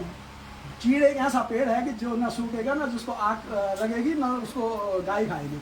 उन्होंने पूरा चीड़ का प्लांटेशन किया, हम लोग इतने जागरूक भी नहीं थे और फिर हम रोकते भी थी। आज पूरी सारे पर्यावरण में चीड़ फैल गई है, और चीड़ यहाँ के लिए, उत्तराखंड के लिए, जो आग की बात आप कर रहे थे, यहाँ के लिए मैं ये बता रहा हूँ, आने वाले सालों में गांव जलेंगे, जैसे उत्तरकाशी शुरू हो गया, गांव के अंदर चीड़ घुस गई है, काटने वाला कोई है ही नहीं। तो ये चीड़ यहाँ के लिए यहाँ के लिए सबसे जो मेरा अपना विश्लेषण है, राजनीतिज्ञ का और ब्यूरोक्रेट्स का जो समागम हुआ भ्रष्टाचार के लिए, ये यहाँ का सबसे बड़ा दुश्मन है। और पर्यावरण के लिए चीड़ यहाँ की सबसे बड़ी दुश्मन है। कुछ भी उगने नहीं देगी, कुछ भी पनपने नहीं देगी। तो ये दोनों चीजें जब तक यहाँ से नहीं हटेंगी ना, पर्यावरण के लिए चीड़ और ये जो गठबंधन है राजनीतिज्ञ का और ब्यूरोक्रेसी नौकरशाही का। आप देख लीजिए, मैं छोटा सा उदाहरण और देता हूँ। यहाँ पे एक सिंह जिलाधिकारी आए थे, पूरा नाम मुझे पता नहीं है, खड़ग सिंह तब राजस्व मंत्री थे। राजस्व मंत्री का पहला दौरा था सर्किट हाउस में। मतलब मैं घालमेल बता रहा हूँ कैसे घालमेल होता है। पहला दौरा था सर्किट हाउस में, कार्यकर्ताओं को जो है डिनर दिया जाना था। सिंह साहब नए IAS मतलब IAS तो पुराने थे लेकिन DM नए थे। उन्होंने ऑफिस से पूछा कि भाई ये इतने कार्यकर्ताओं को डिनर दिया जाना है, कार्यकर्ता का मतलब सैकड़ों, इसकी व्यवस्था कैसे होगी, क्या फंड होता है, कुछ नहीं, फंड तो कोई नहीं होता साहब। तो उन्होंने कहा भाई आप इसकी CMO को चिट्ठी लिख दीजिए, मुख्य चिकित्सा अधिकारी, क्योंकि उनके पास मार्केट होती है पूरी, ड्रग्स होता है पूरा, उनको चिट्ठी लिख दी। यहाँ डॉक्टर सयाद थे, वो बड़ा मतलब बहुत संपन्न परिवार के भी थे और बहुत ईमानदार थे। DM ने लिखित में पत्र दे दिया कि दिनांक कितने को शाम को जो है राजस्व मंत्री की तरफ से यहाँ वो दिया जाना है, डिनर दिया जाना है, आप व्यवस्था करें। ये जो हमारे सयाना साहब थे, उन्होंने क्या किया, वो खाने पीने वाले तो थे नहीं, उन्होंने कहा कि भाई दाल, अरहर की दाल, भात और पूरी और भिंडी की सब्जी, मई का महीने हो गया, डिनर हो गया। क्योंकि हमारे वो दोस्त थे, मौजूद थे, साहब क्या क्या खिलाया, कल ये खिलाया। मैंने कहा विदिन 24 आवर्स आपका ट्रांसफर हो रहा आने वाला, विदिन 24 आवर्स। और क्यों, मैं इन राजनीतिकों से बहुत अंदर तक घुस के देखता रहा हूँ और कई ये सारे मेरे जूनियर थे जब राजनीति में थे। मैं 24 आवर्स कह रहा था, वो दिन में 12 बजे जो है DM का ट्रांसफर हो गया। 23 दिन का कार्यकाल है, आप उसे वहाँ देख लीजिए। DM ऑफिस में जो रजिस्टर लगी, 23 दिन का कार्यकाल जिसका उसलिए। क्यों, मंत्री जी के कार्यकर्ताओं को भिंडी की सब्जी, अरहर की दाल खिला रहे हो, तो मुर्गा खाने के लिए आए थे। इतनी सी शिकायत पे तो क्या ईमानदारी दिखाएगा? अगर ब्यूरोक्रेट्स को ईमानदारी दिखाएगा तो क्या दिखाएगा? आगे चल के वो फिर धीरे धीरे, मैं उनका नाम भी जानता हूँ, वो चले फिर यहाँ के आबो हवा में वो एडजस्ट हो गए। तो एक बार वो हमारे डायरेक्टर बने एडमिनिस्ट्रेशन मेडिकल के, मुलाकात हुई उनसे, DM साहब, उनसे कहा कि साहब आप कैसे चल रहे हैं? उसने कहा वैसे चल रहे, कैसे जमाना चल रहा। तो इसमें ईमानदार रहे तो कैसे सर्वाइव करें। आप सबको धन्यवाद दे रहा हूँ। और मैंने ये अपना अनुभव शेयर किया कि जय भाई लोग बोल रहे कि यहाँ के कुछ लोग कर नहीं रहे हैं, ब्यूरोक्रेट्स भ्रष्ट हैं, वो भ्रष्ट क्यों हैं, मैं अपनी बात आप समझ रहा हूँ। आपका समय लिया, मैं माफी चाहता हूँ। तो रेखा जी से भी हम बात सुनेंगे। उससे पहले मैं ये बता दूं कि मेरे वरिष्ठ भ्राता ललिता प्रसाद जी भी यहाँ बैठे हुए हैं, राकेश भोगना जी भी हमारे बीच में हैं, बालकृष्ण बमराड़ा जी भी हमारे बीच में हैं, लिंगवाल जी हैं, साबिर जी हैं, बहुत सारे लोग हैं, जुनैद हैं, और हमारी उड़चिर ग्राम समिति के अध्यक्ष सीताराम जी हैं। मैं अब उड़चिर ग्राम समिति के अध्यक्ष सीताराम जी से आग्रह करूंगा कि लोकतंत्र कैसा हो, इस पर वो 2 शब्द अपनी तरफ से कहें।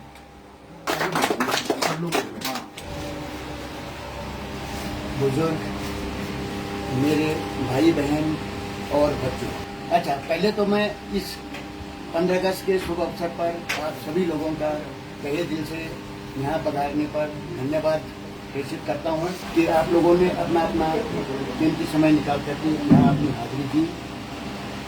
इसके लिए मैं, क्योंकि मेरा विशेष लगाव भी है, उसके लिए आप लोगों का धन्यवाद करता हूँ।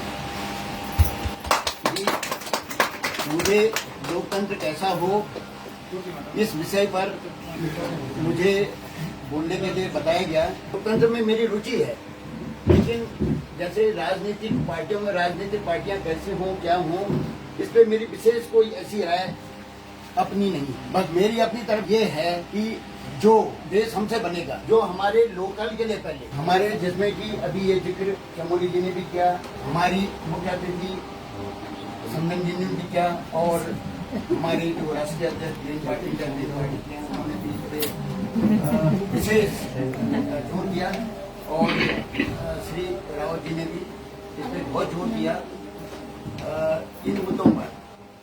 तो ये विशेष लोग हैं जिनको कुछ बहुत ज्यादा इसके बारे में पता भी है।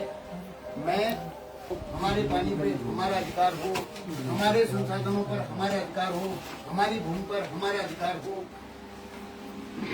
और बाकी लोकतंत्र के बारे में तो जैसे लोग अपनी अपनी राय देते रहते हैं, मैं उससे थोड़ा भिन्न रखता हूं, पर मेरी अपनी व्यक्तिगत राय में यही है।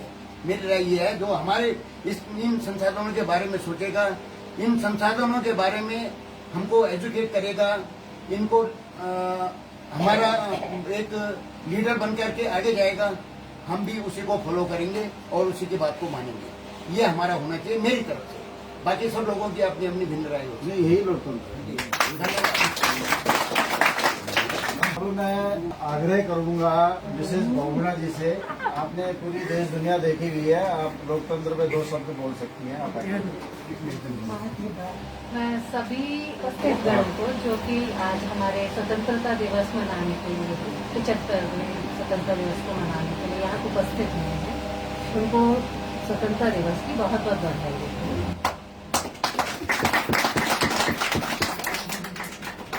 ये कोई राजनीतिक पार्टी नहीं है, एक किस्म से वो मीटिंग नहीं है, एक किस्म से ये एक बड़ा परिवार सा बन गया।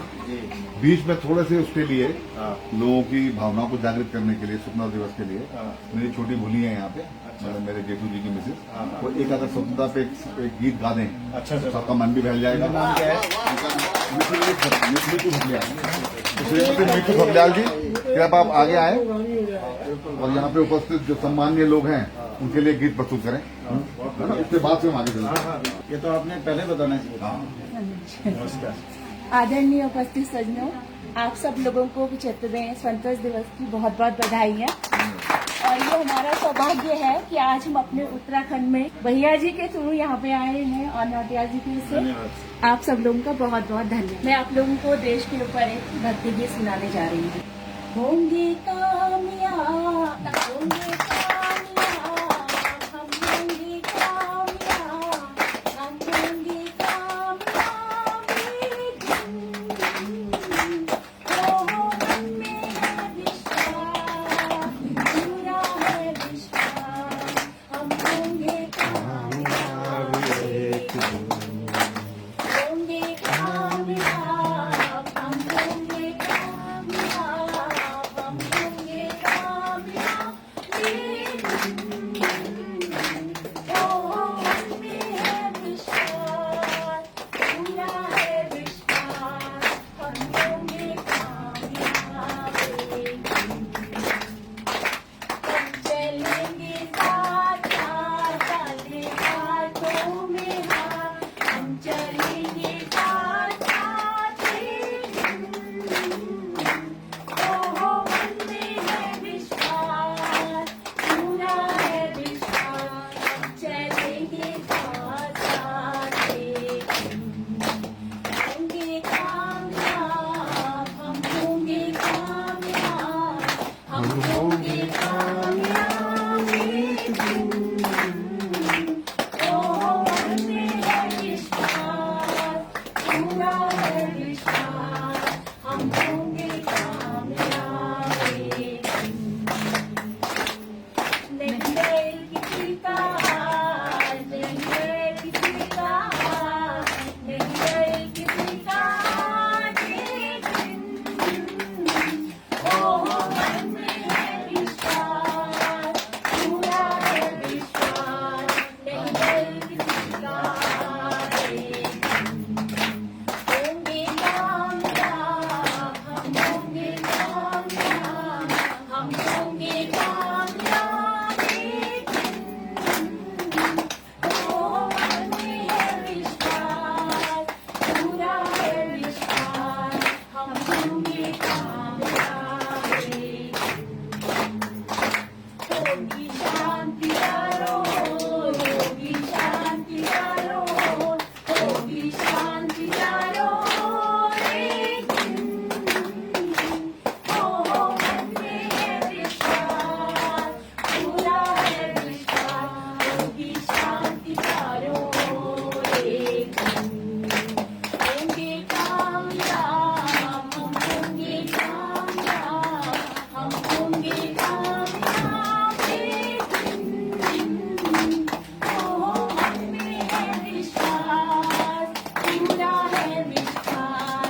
हम होंगे कामयाब एक दिन।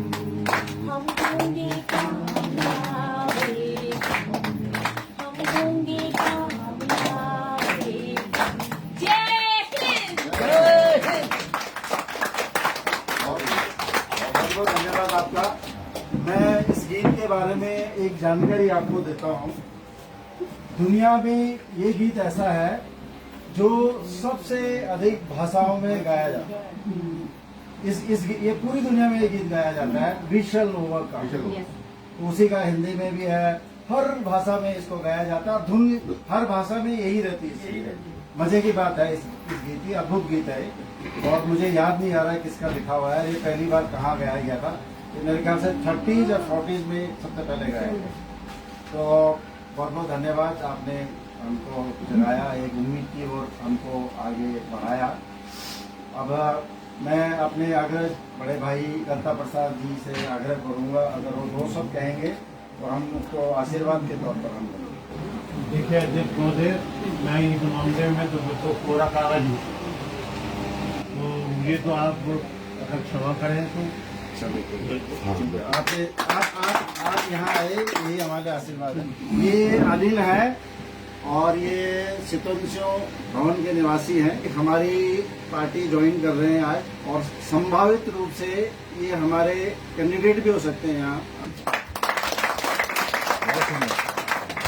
सबसे पहले तो मैं आप सभी को स्वतंत्रता दिवस की हार्दिक शुभकामनाएं देता हूँ और अपना परिचय दूंगा। मैं अनिल हूँ, मेरा गांव भुवनेश्वर मंदिर के बगल में एक छोटा गांव था है, म्यूनसिपलिटी ग्राम सभा ग्राम सभा है और मेरी जो क्वालिफिकेशन है पोस्ट ग्रेजुएशन है, ज्योग्राफी से मैंने MA किया था और सन 2009 में मैंने डिग्री कॉलेज में शासन का पद पर चुनाव लड़ा और फिलहाल वर्तमान में भी कांग्रेस पार्टी से था।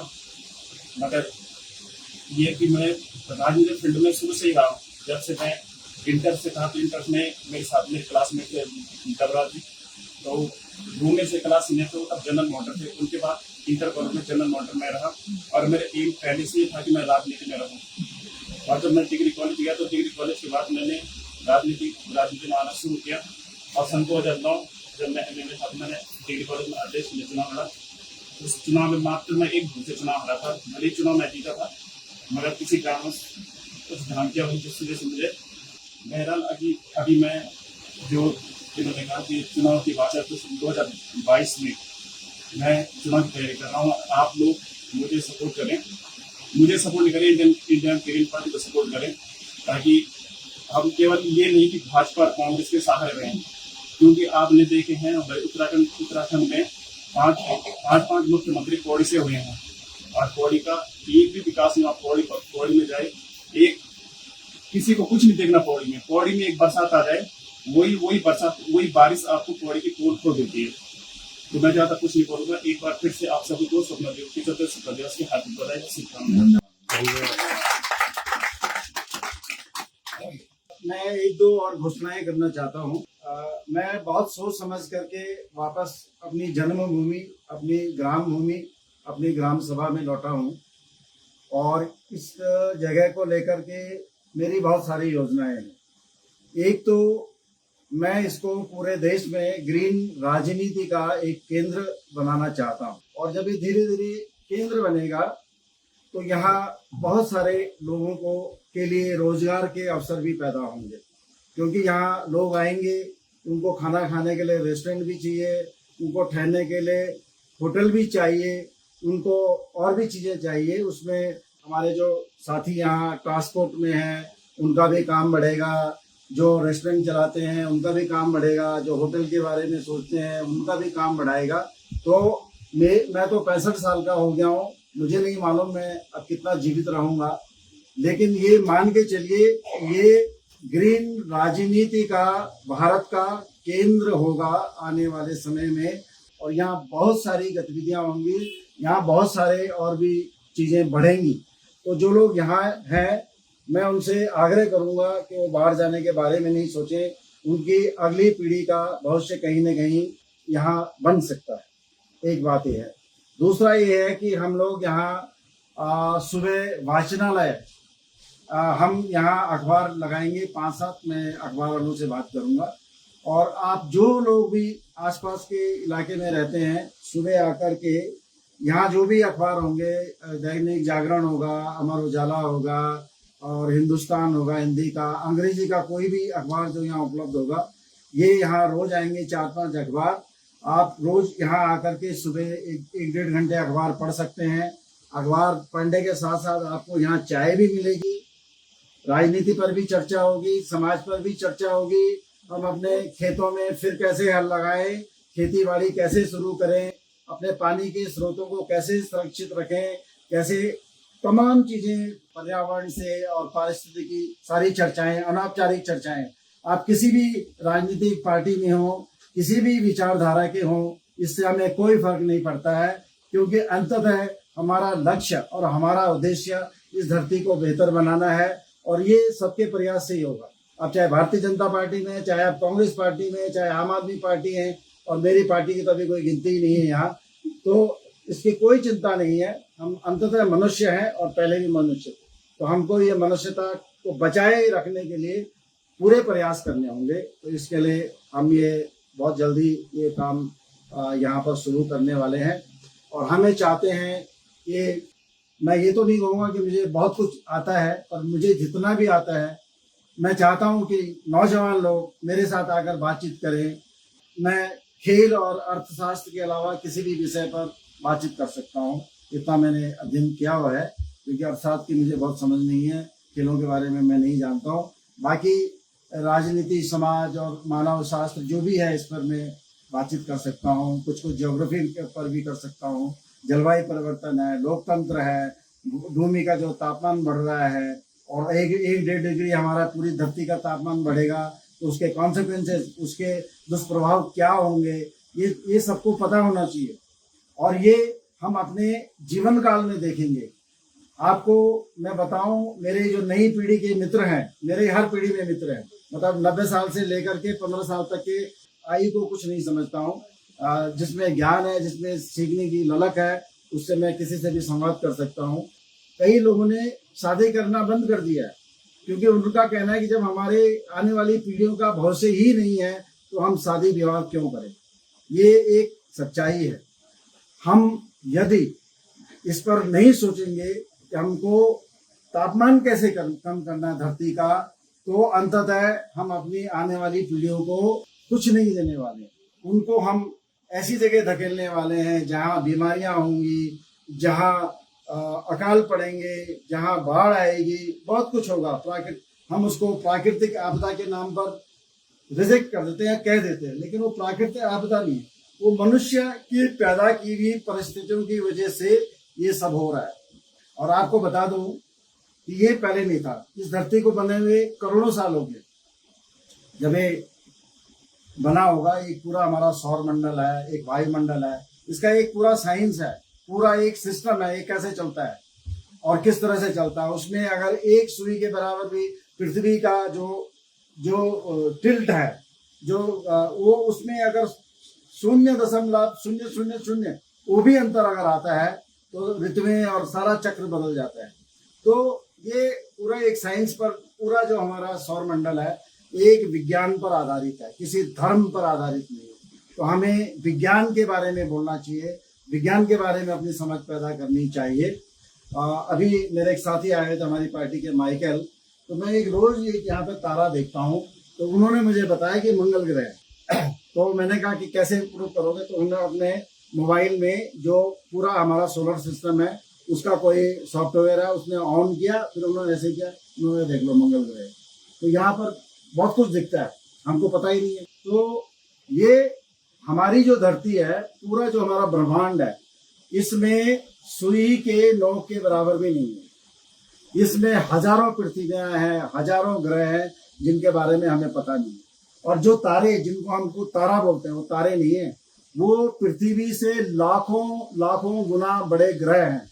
उनमें जीवन है या नहीं है वो भी हमको पता नहीं है। और जो प्रकाश उनका हम तक पहुंच रहा है वो वहां पर नहीं है, वो वहां से लाखों साल कहीं और चले गए, शिफ्ट हो चुके हैं। लेकिन वो प्रकाश की गति से धरती पर जो प्रकाश आने में जो समय लगता है वो इतने दूर है कि वो हमें वहाँ नहीं दिखते हैं। वो जो प्रकाश हम तक पहुँचता है हमें वही दिखता है कि वो वहाँ है, वो वहाँ नहीं है।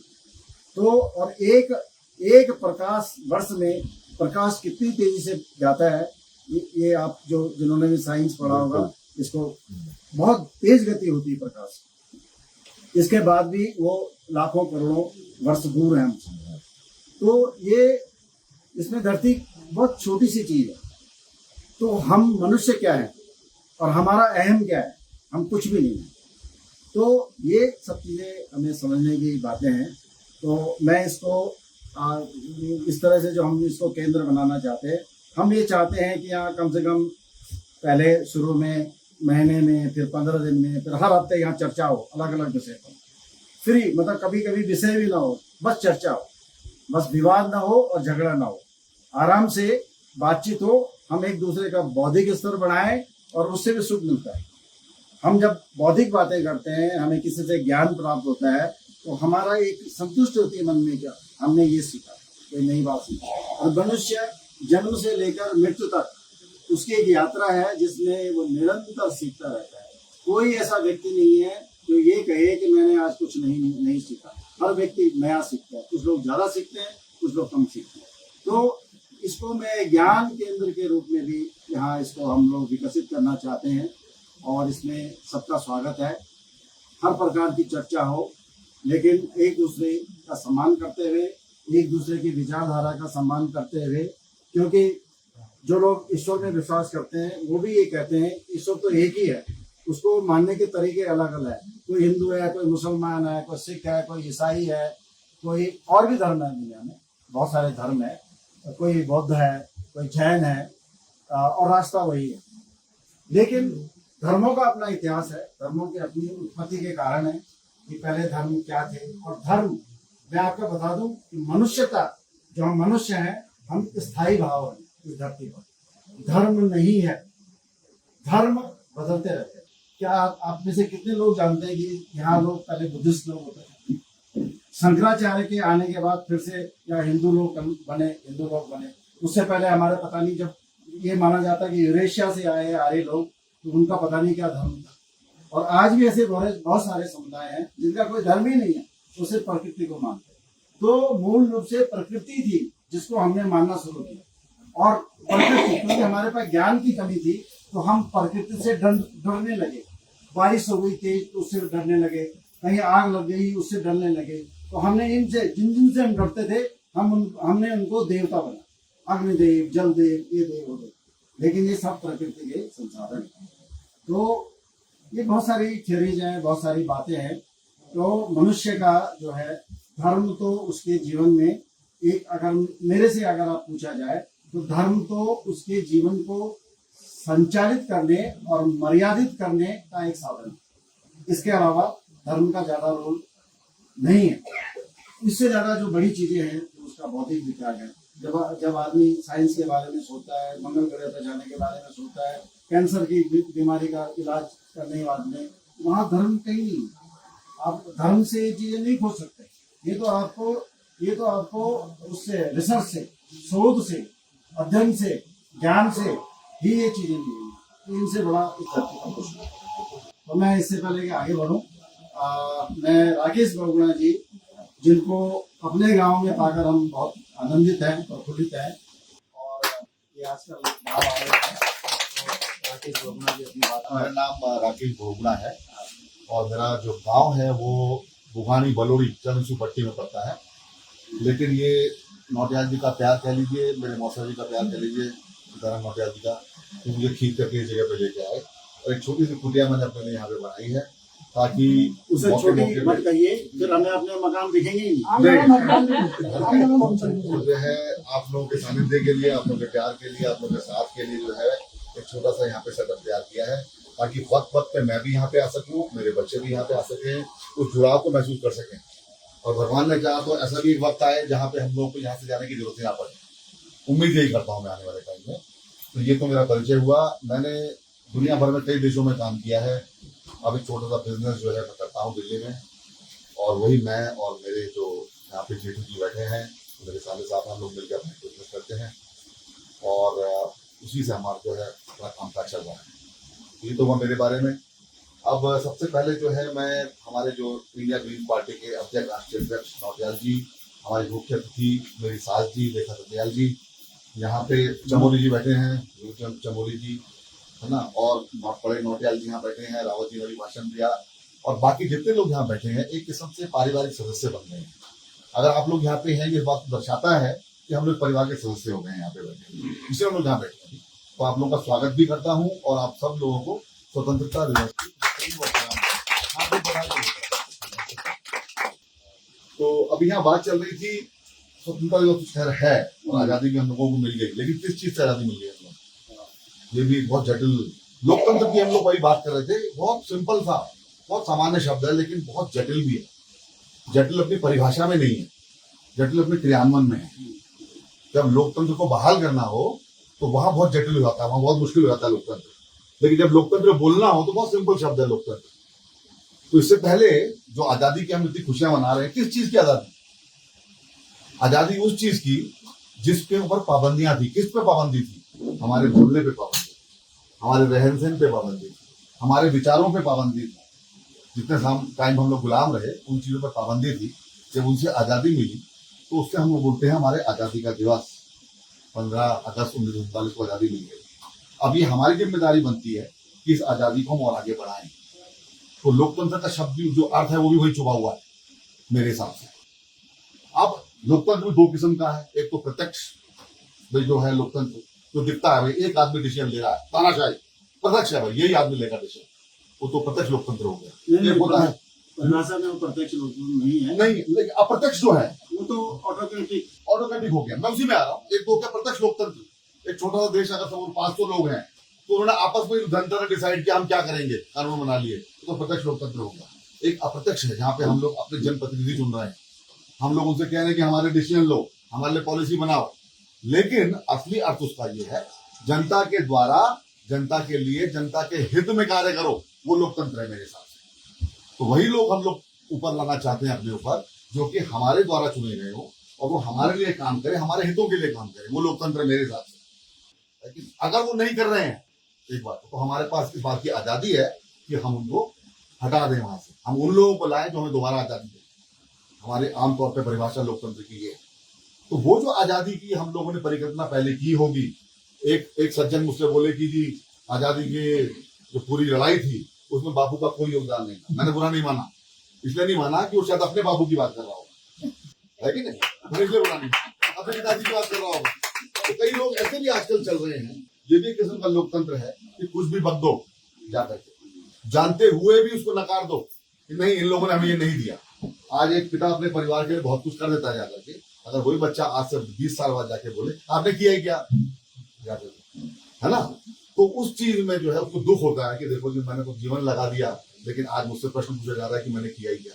उस समय की परिस्थितियों के हिसाब से मैंने बहुत कुछ करने की कोशिश की और उनको मुहैया भी कराया, लेकिन आज तुम मुझसे पूछते नहीं जी आप इससे भी बेहतर कर सकते थे। आज जो हमारे नेतागण हैं वो चाहे आज की परिस्थिति में कोशिश कर रहे होंगे, हालांकि बहुत सी चीजें प्रत्यक्ष रूप से हमें दिख भी रही है कि जो करना चाहिए वो ना करते हुए जो अपने फायदे की चीजों पर ज्यादा ध्यान लग रहा है। कई बार हम लोग का ध्यान इस पर भी जाता है, क्या ये बात दूसरी हो गई।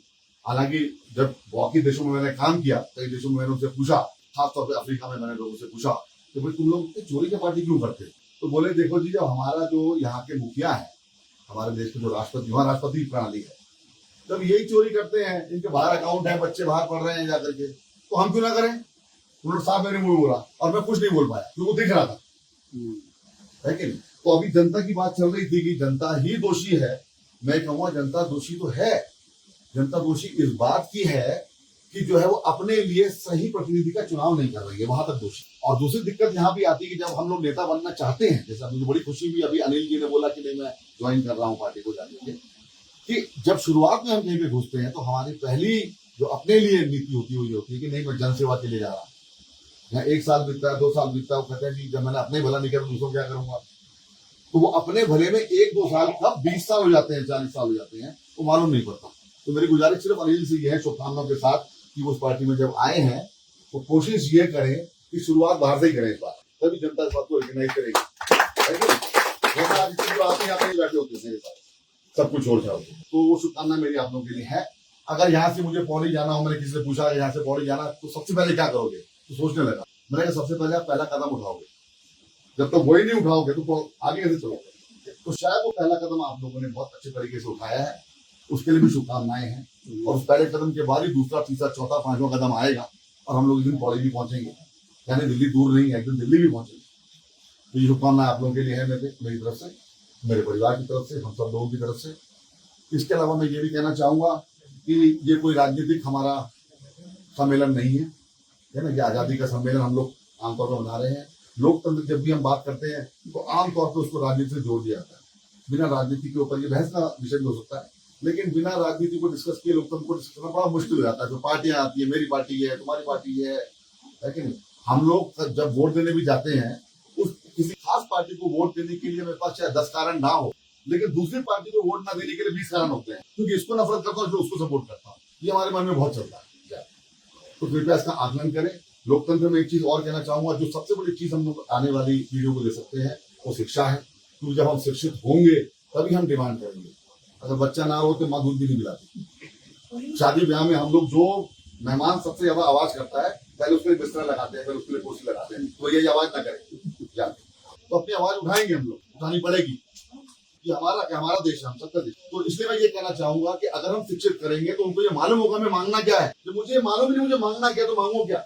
कि मुझे मालूम ही लोकतंत्र है क्या, मुझे मालूम ही न्याय प्रणाली क्या है, किसके लिए बनाई गई, कि कानून व्यवस्था क्या है, राजनीतिक व्यवस्था क्या है, तो मैं मांगूंगा क्या। तो जब हम उनको शिक्षित करेंगे, सिर्फ स्कूल जाना ही शिक्षित होना नहीं होता। हमारे कई गाँव के बुजुर्ग ऐसे लोग हैं जो शायद स्कूल नहीं गए, लेकिन जब उनसे आप बात करो समाज की और समाज को कैसे आगे बढ़ा जाए, तो शायद वो बड़े बड़े नेताओं से ज्यादा बता देंगे। मुझे रावत जी की बहुत बातें बहुत अच्छी लगी। आपने मुझे प्रत्यक्ष दर्शन करा दिया लोगों को क्या होता है। तो मैं इस वक्त आप लोगों को जो है सिर्फ शुभकामनाएं देना चाहूंगा। कई बार हम लोग दिवाली, होली, ईद इसलिए भी मनाते हैं क्योंकि वो त्योहार हम सब कुछ भूल जाते हैं। तो कृपया हम लोग सब कुछ भूल के अपने जो इंडिपेंडेंस है, स्वतंत्रता है, उसको मनाएं, बस आज वो सोचे। और उसी की मैं आपको शुभकामनाएं देता हूँ। बहुत राकेश जी ने बहुत सुंदर बातें कही हैं, और जैसा कि उन्होंने, उनका जो एक्सपोजर है, कई देश उन्होंने देखे, समझे, घूमे, ये ज्ञान अपने आप ही अंदर आता है। मैंने भी ये चीज महसूस किया है कि हमारे जो पुराने संत फकीर होते थे वो यात्राएं करते थे। अब कबीर को ही ले लो उदाहरण के लिए, ये सब अनपढ़ लोग थे, लिखना नहीं जानते थे। इनके जो वाणी है वो हम तक ट्रेवल करके आई है, पीढ़ियों दर पीढ़ी, पीढ़ी दर पीढ़ी लोगों ने उनको याद किया और वो हम तक पहुंच गए। अब तो हमें ज्ञान को संचित करने के हमारे पास बहुत साधन है। हमारे पास लिखने का है, हमारे पास कागज है। पहले कागज भी नहीं था, कागज भी चीन से आया, उसके बाद पूरी दुनिया में फैला। तो ये होता है ज्ञान। तो उन्होंने जो दुनिया देखी है वो सार रूप में उन्होंने यहाँ पर अपनी बात रख दी है। यात्राएं जरूर करें। हमारे देश में बंगाल का जो समाज है वो यात्राओं का महत्व जानता है, बाकी बहुत कम जानते हैं। बाकी लोग तीर्थाटन करते हैं। गुजरात के लोग बद्रीनाथ, केदारनाथ बहुत आते हैं, लेकिन वो फिर पैसे के अलावा कुछ काम नहीं करते। कोई बौद्धिक उस तरह से उनका नहीं होता, वो उनके इलेक्शन में भी दिख जाता है। तो लेकिन जो बंगाल के लोग हैं वो हर साल यात्रा करते हैं। यात्राओं से सीखने को बहुत मिलता है। आप बिना किताब पढ़े हुए आप उस समाज को समझते हैं। जो पुराने लोग थे, जो विदेशों से आए, अल बरूनी को ले लीजिए, वेनसांग को ले लीजिए, जो चीन से या उधर तुर्की से आए, तो उन्होंने देख करके जो हमारे बारे में लिखा वो अद्भुत है। अगर उन किताबों को आप पढ़ें, आप अगर अकबरनामा पढ़ें, अकबर एक बादशाह था, अकबर नहीं, बाबरनामा अगर आप पढ़ेंगे तो आपको भारत को समझने में बड़ी मदद मिलेगी। आप बाद के लोगों ने भी, जो लोग बाहर से, उन्होंने अपने एक प्रेक्ष भाव से हमको देखा कि हमारा समाज कैसा था। और अगर मैंने जो कुछ पुरानी किताबें पढ़ी हैं तो उन्होंने जब गढ़वाल का वर्णन किया है तो वो चीजें है ही नहीं। यहाँ जिन वृक्षों का उन्होंने उल्लेख किया हुआ है, चीड़ तो कहीं है ही नहीं उसमें, चीड़ तो बाद में आया और इसने नष्ट कर दिया हमें। हमारे समाज का पतन करने में ये चीड़ बहुत मदद करता है। मैं तो पब्लिकली भी कह सकता हूँ कि जहाँ जिसको मौका मिलता है वो चीड़ के पेड़ को नष्ट कर, क्योंकि हम सरकार को कई बार चेता चुके हैं, कई बार लिख चुके हैं कि इन चीड़ों को खत्म कर दो। चीड़ रहेगा तो कृषि भूमि कैसे बढ़ेगी। चीड़ से बहुत सारे नुकसान होते हैं। नीडल्स हैं, जिसको पत्ती कहेंगे, किसी काम के लिए, उसमें नमक होता है, सलाइन है उसमें, वो जहाँ गिरता है और दूसरी वनस्पति को नहीं होने देता है। उसका जो छेता है, कौन है जो, वो जब आग लगती जंगल में तो जितनी दूर तक वो नीचे जाएगा और आग को साथ लेके जाएगा। उसका बीज है, उसमें पंख होता है, वो जहां जहां उड़ेगा वहीं जम जाएगा। तो ऐसे और दूसरी बात है, अब रेलवे इसके वो भी नहीं बनाती, लॉक भी नहीं बनाती, इसकी ब्लॉक बंद कर दिए रेलवे ने भी बंद कर दिया। तो भाई इस पेड़ को क्यों रखा हुआ है, क्यों रखा हुआ है, मैं आपको बताता हूँ। भारत अपने भूमि को और ज्यादा से ज्यादा पेड़ दिखाने के लिए और दुनिया की पूरी एजेंसीज को बेवकूफ बनाने के लिए उसने चीड़ को बचा के रखा हुआ है। यही चीड़ का पेड़ है जिसकी वजह से उसके जंगलों का आकार बढ़ता है। और अभी भी विश्व की यूनाइटेड नेशन की एक संस्था है, उसने भारत को डांटा है। उन्होंने बोला है कि आपने अपने जंगलों के बारे में हमको सही जानकारी नहीं दी, डांटा है बाकायदा। मेरे पास रिपोर्ट है, मैंने अपने लैपटॉप में सेव करके रखी है। तो चीड़ इसलिए ये नष्ट नहीं करते हैं, अन्यथा ये किसी काम का पेड़ नहीं, खेती को बर्बाद करता है, सब कुछ करता है। तो कहने का मतलब है कि हमें मिश्रित वन लगाने होंगे। हमारे लिए बांज बहुत अच्छा है, बुरांस बहुत अच्छा है, फल के पेड़ लगाए, जंगलों में भी फल के पेड़ लगा दीजिए। जंगलों में अगर आप फल के पेड़ लगाएंगे तो जो बंदर आपकी खेती नष्ट करने के लिए आता है वो वही रहेगा। वो क्यों आएगा? मनुष्य के नजदीक जानवर तब आता है जब वो बहुत संकट में होता है। मनुष्य को कोई पसंद नहीं करता है, इस बात को मान लीजिए। इस धरती पर कोई भी जानवर मनुष्य को पसंद नहीं करता है, उससे दूरी बना के रखना चाहता है। वो उसके पास तब आता है जब वो संकट में होता है, जब उसके पास भूख लगती है, उसके बाद नहीं होता है। अभी बोलते हैं कि हाथी आ रहे हैं, ये आ रहे हैं, वो आ रहे हैं। अरे हमने उनका हैबिटेट था, उनको जहाँ उनको होना चाहिए था वहाँ हमने कॉलोनियाँ काट दी, पेड़ काट दिए, सब कुछ काट दिए, तो वो जाएंगे कहाँ भाई? उनको भूख तो उनको भी लगती है हमारी तरह से। तो ये बहुत सारे प्रश्न हैं जिन पर हम लोग धीरे धीरे चर्चा कर सकते हैं। जैसे एक चीज मैं कहना चाहूंगा, सबसे पहले जब मैं गुस्सा आगे बैठा, सबसे पहले मैंने ह्यूबर्ट रीव्स जी का वो स्टेटमेंट पढ़ा जो सामने ये लिखा हुआ है कि मनुष्य जो है अजीबोगरीब प्राणी है। हिंदी मैं बोल रहा था, सबको समझा दीजिए। हाँ, कहते मनुष्य जो है अजीबोगरीब प्राणी है। कहते वो एक अदृश्य भगवान की पूजा तो करता है जो उसे दिखता ही नहीं कभी, लेकिन जो प्रत्यक्ष में प्रकृति आसपास उसके है, पेड़ पौधे जीव जंतु जाकर के उनका निरादर करता है, उनका संहार करता है, उनको मारता है जाकर के, ये ना जानते हुए कि वही भगवान है, ये जो नेचर है यही भगवान है। तो इसका अर्थ मैंने पहले ये देखा थे और मैं बहुत प्रभावित हुआ इसको पढ़ के। मैं इसको सिराने पर रखता हूँ अपने आप को हमेशा याद दिलाने के लिए कि हमको किसको मानना चाहिए। ये कनाडा के फिलोसोफर हैं, अच्छा कनाडियन है ये, अच्छा ह्यूबर्ट रीव्स। वो मैं पढ़ रहा था। इन्होंने ये जो बात बोली है बहुत सत्य बोली है, किसी एक धर्म पर नहीं है, किसी में कुछ नहीं। तो जो अदृश्य है, विशेष की बात नहीं है, कोई कुछ कहीं नहीं है, लेकिन ये सत्य है। तो अब जैसे लोकतंत्र की बात आई थी, तो पहली बात है कि भारत में लोकतंत्र कोई नई चीज नहीं है। एक गोंडवाना रिपब्लिक होता था हजारों साल पहले, वो भारत में ही था। और बल्कि जब हम उधर चलते हैं, एथेंस की तरफ चलते हैं, रोमन साम्राज्य की तरफ चलते हैं, जहाँ जो गांव का चौपाल होती थी, वहां से लोकतंत्र उठता था, वहां से आवाज आती थी कि हमको क्या चाहिए। फिर वो जो राजा होता था या जो भी होता था, उन चीजों पर वो उनको लागू करता था। तो लोकतंत्र तो नीचे से ही जाता है, तृणमूल, ग्रास रूट्स, वहीं से लोकतंत्र जो जाता है वही लोकतंत्र है। उसके बाद ये नागरिकी थे, शायद फ्रांस की बात है, उन्होंने एक मैग्ना कार्टा बनाया, चार्टर मतलब सिटीजन्स डिमांड। उन्होंने एक चार्टर बनाया और अपने राजा से बोला कि हमको ये चाहिए। राजा को लगा कि मैं नहीं करूंगा तो गड़बड़ हो जाएगा। उसने मैग्ना कार्टा को इम्प्लीमेंट किया। मैग्ना कार्टा आज भी लोकतंत्र के इतिहास में अपने आप में एक अद्भुत चार्टर है और वो हमारे गांव से लेकर विश्व के किसी गांव पर वो लागू होता है। आप कभी पढ़िए, उसको नेट पर उपलब्ध है, मैग्ना कार्टा के नाम से, आप उसको पढ़िए। तो हमको अपने आप को एक्सप्लोर करना है, अपने आप को ढूंढना है और हम इसको धीरे धीरे एक केंद्र के रूप में विकसित करेंगे। और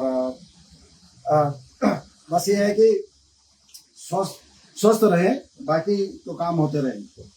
देखा लोकतंत्र जो हमें मिला है, इसमें हमें जिम्मेदारी के साथ साथ साहस का भी एक जोर दिया है कि आप डरे मत किसी से, जिम्मेदारी अपनी निभाएं मगर किसी से। अभी आपने अधिकारियों के बारे में बात की थी।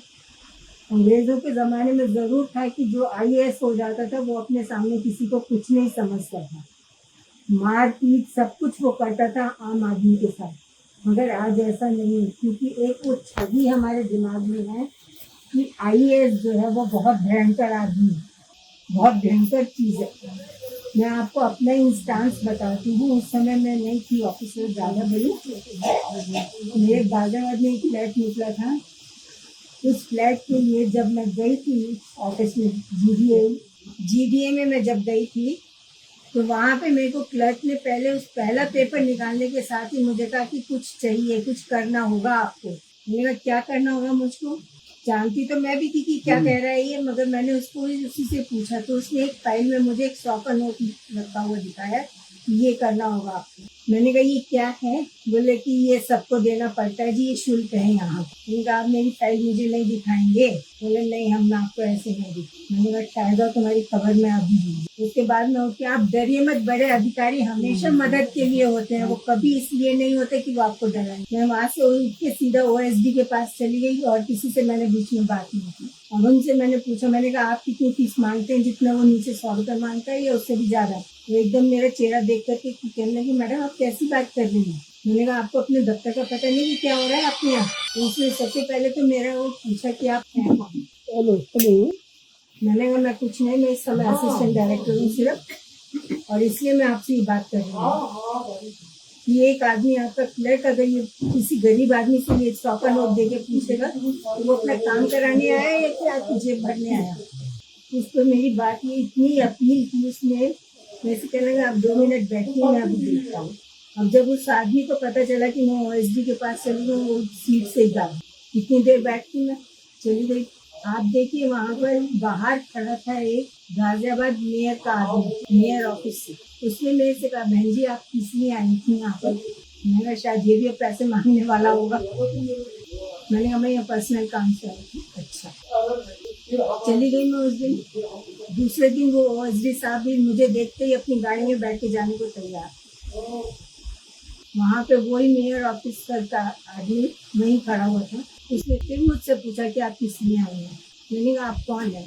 उन दिनों में मेरठ ऑफिस का इंस्पेक्शन करने गई थी और वहाँ मुझे वो आदमी मिला था जिसका काम मैंने करवा के दिया था बिना पैसे लिए हुए, क्योंकि मुझे आदत नहीं थी रिश्वत खाने की। सारे अफसर जो है वो रिश्वत नहीं खाते, काम करते हैं। ये है कि अपने डिमांड करें, आगे बढ़े। जाकर के उसने मेरे से कहने लगा आप यहीं खड़ी हो 1 मिनट। मारूद्दीन, मैंने कहा पता नहीं ये क्या करने वाला है। उसने पियोन को भेजा और उसको बोला कि साहब बुला रहे हैं फौरन आओ। और जब उस साहब का नाम सुना तो वो उसे पता था कि मेयर का आदमी बाहर खड़ा हुआ है। वो उतरा, गाड़ी से उतर के अंदर आया। आके कह रहे ये मैडम किस लिए खड़ी है यहाँ पर इतनी देर से? मेरे साहब इनका कोई काम रहा होगा तभी आई होंगी। बोल जिस काम से आई है अभी साइन करके दो इसी को। आप ये देखिए कि अगर मैं उस दिन इतनी निर्भीक होकर के वहां तक नहीं जाती तो वो काम मेरा आज तक भी लटका होता या मेरे को पैसे देने पड़ते। इसलिए कभी इस बात से डरिए मत, सीनियर अधिकारी हमेशा मदद करने के लिए होंगे। मैं पब्लिक डिफेंस ऑफिसर रही हूँ अपने टाइम में। लोग नाम पूछ के आते थे इसलिए क्योंकि मैं पैसे किसी से नहीं मांगती थी और सबके काम करके देती। और आज भी मैं वहाँ चली जाती हूँ, मुझे वही इज्जत वो लोग देते हैं, जबकि मेरे रिश्तेदार नहीं है वो। नहीं आज भी है, सारे भ्रष्ट नहीं है। सारे भ्रष्ट नहीं है, सारे भ्रष्ट कभी नहीं होते हैं। और जो लोग ईमानदार हैं उन्हीं की वजह से समाज चल भी रहा है, व्यवस्था चल भी रही है। तो यही है, थोड़ा लंबी हो जाएगी बातचीत। कि मेरे पास जब मैं फरीदाबाद में थी, उत्तराखंड से एक थी मेरे पास आई। उन्होंने मेरे को ये कहा कि मैडम मौसी हो आप मेरी? मैंने कहा मैं तो जानती नहीं भाई, मेरे यहाँ कौन सा भांजा आ गया, तुम कौन कहाँ के रहने वाले हो? क्योंकि उसने मेरी बाहर नेम प्लेट देखी, देखा था क्या अंदर चला आया, मौसी हो आप मेरी? कैसे हो भाई मौसी? हम फलाने गांव के थे ना आप। मैंने कहा अच्छा मुझे पता नहीं, काम बोलो क्या काम से आए? कहने लगे ये ऐसा ऐसा, मुझे ये मकान बना रहा था मुझे और ये नहीं मिल रहा है एडवांस से। ठीक है तुमने फॉर्म कब जमा कराया? उसने बता दिया मुझे कि मैंने ये कराया। कि क्यों नहीं हुआ? मैंने जी ये तो आप ही पता कर सकती है कि क्यों नहीं हुआ। तो उस हेड क्लर्क को बुला लो जिसके पास फाइल है तुम्हारी, अभी पता चल जाएगा कि क्यों नहीं हुआ, क्या कमी रह गई या कोई और वजह है। वो आया, आके कहने लगा मैडम वो असिस्टेंट कमिश्नर के पास भेज दिया, फाइल मेरे पास नहीं है। किस वजह से नहीं हो रहा था, कुछ कारण नहीं बताया। मैंने कहा जाके अभी पर्सनली उससे करवा के लो, बोल दो मैडम मांग रही फाइल। गया, फाइल लेकर के आ गया मेरे पास। जाते हुए उस आदमी ने क्या करा, मेरे ड्रार खोल करके 100 रुपए का नोट इसमें रख दिया। मैंने कहा ये क्या कर रहे हैं? बोले भाई बहनों के लिए। मैंने कहा मुझे इतनी तनख्वाह मिलती है कि मैं उनके लिए सब कुछ ले जा सकती हूँ। इसको निकालो यहाँ से और दोबारा मेरे कमरे की तरफ मुंह मत करना। अगर तुम्हें मैंने दोबारा देख लिया यहाँ पर तो मैं चलता बाहर ही इसे कर दूंगी तुम्हें। और अपनी मैंने पीएस को बुला के बोला, मैंने कहा अगर ये आदमी दोबारा दिखाई दे जाए यहाँ पर तो मेरे पास भेजने की जरूरत नहीं है। मतलब बिना रिश्वत के भी काम, कहने का अर्थ है कि बिना रिश्वत के भी काम होते हैं, अधिकारी लोग नहीं, सुनते हैं। आप लोग उनको रिश्वत दे के उनको एनकरेज मत मत करिए, करिए। कहने का मुझे लगता है कि आज हमारी काफी सार्थक बातचीत हुई है और ये कोई अंत नहीं है, शुरुआत है। ये एक तरह से शुरुआत है। हम लोग कभी कभी किसी न किसी बहाने करते रहेंगे। अब मुझे लगता है संभव हुआ तो 2 अक्टूबर और उससे के बीच में भी इस तरह की कोई चर्चा हम लोग रख सकते हैं। आजकल जैसे भू कानून की बात बहुत हो रही है, खेती बाड़ी की बातें बहुत हो रही हैं, तो भू कानून असल में क्या है और उसमें हमको क्या मांग करनी चाहिए, ये बोल तो सब रहे हैं भू कानून, लेकिन पता बहुत कम लोगों को। हो सकता है कि इसी तरह की हम एक चर्चा रख दें और ये बताएं कि भू कानून क्या है और हमारे लिए क्या ठीक है और हमारे यहाँ क्यों बंदोबस्त नहीं हो रहा है और क्यों मतलब कुछ लोगों को तो जमीनों का अधिकार दिया जा रहा है और कुछ लोगों को खेती बढ़ाने का मौका नहीं दिया जा रहा है। बहुत सारे उसके आयाम है और इस बीच नहीं हुआ किसी तरह से कोई कार्यक्रम, तो 2 अक्टूबर को यहाँ फिर कार्यक्रम होगा गांधी जयंती पर और उस दिन के लिए आप सादर आमंत्रित रहेंगे। आपको फिर से सूचित कर दिया जाएगा। फिलहाल मेरी तरफ से इतना ही। इंडिया ग्रीन्स पार्टी की ओर से आपको धन्यवाद कि आप अलग अलग विचारधाराओं के होते हुए भी आपने स्वतंत्रता दिवस के समारोह में भागीदारी की, इसके लिए धन्यवाद। अब मैं विनोद चमोली जी से आग्रह करूंगा, एडवोकेट विनोद चमोली जी से, कि इस समागम का विधिवत समापन करें। तो साथियों, आज की इस बैठक में आप लोगों ने जो अपना कीमती समय हमें दिया और वक्ताओं ने जो अपने विचार रखे, इन सब के साथ हमने वर्तमान पॉलिटिक्स, लोकतंत्र, ग्लोबल वार्मिंग और इन सब का विकल्प एक ग्रीन पार्टी, एक ग्रीन ब्लेज, एक ग्रीन सिटी और एक ग्रीन कंट्री से बढ़कर की जो हमारा कंसेप्ट है कि हम देश और राज्य की सीमाओं से अलग हट हुए प्लेनेट को ग्रीन प्लेनेट के रूप में देखना चाहते हैं। और इसकी शुरुआत कहीं न कहीं इसी गांव, इसी कस्बे से और होगी ही। जैसे कि इस प्लेनेट का स्वरूप था, प्राकृतिक स्वरूप जो इस प्लेनेट का था, वो नदी और घाटियों की सभ्यता से आगे बढ़ती है, तो कहीं न कहीं हमें सोचने की आज जरूरत है। और आज के प्रोग्राम में आप सभी लोगों का अमूल्य सहयोग, बातचीत, समय जो आप लोगों के द्वारा दिया गया है, इंडियन ग्रीन पार्टी आप लोगों का धन्यवाद अदा। और आने वाले समय में हम परिस्थिति की समझ और हमारे संसाधन क्या है और हम उनसे कैसे जुड़ते हैं और अन्य विषयों पर फिर आपको आमंत्रित करते हैं। आने वाले प्रोग्रामों में आप अपनी भागीदारी निश्चित कीजिए। धन्यवाद। चमोली जी का भी धन्यवाद कि उन्होंने सफल संचालन किया बैठक का। आज चूंकि स्वतंत्रता दिवस है, खुशी का मौका है, तो लड्डू आपका इंतजार कर रहे हैं। सब लोग लड्डू खाइए और इस आजादी के जश्न को मनाइए और ये कामना कीजिए कि हमारा जो लोकतंत्र है और सुंदर और अच्छा, आइए लड्डू की ओर बढ़े। धन्यवाद।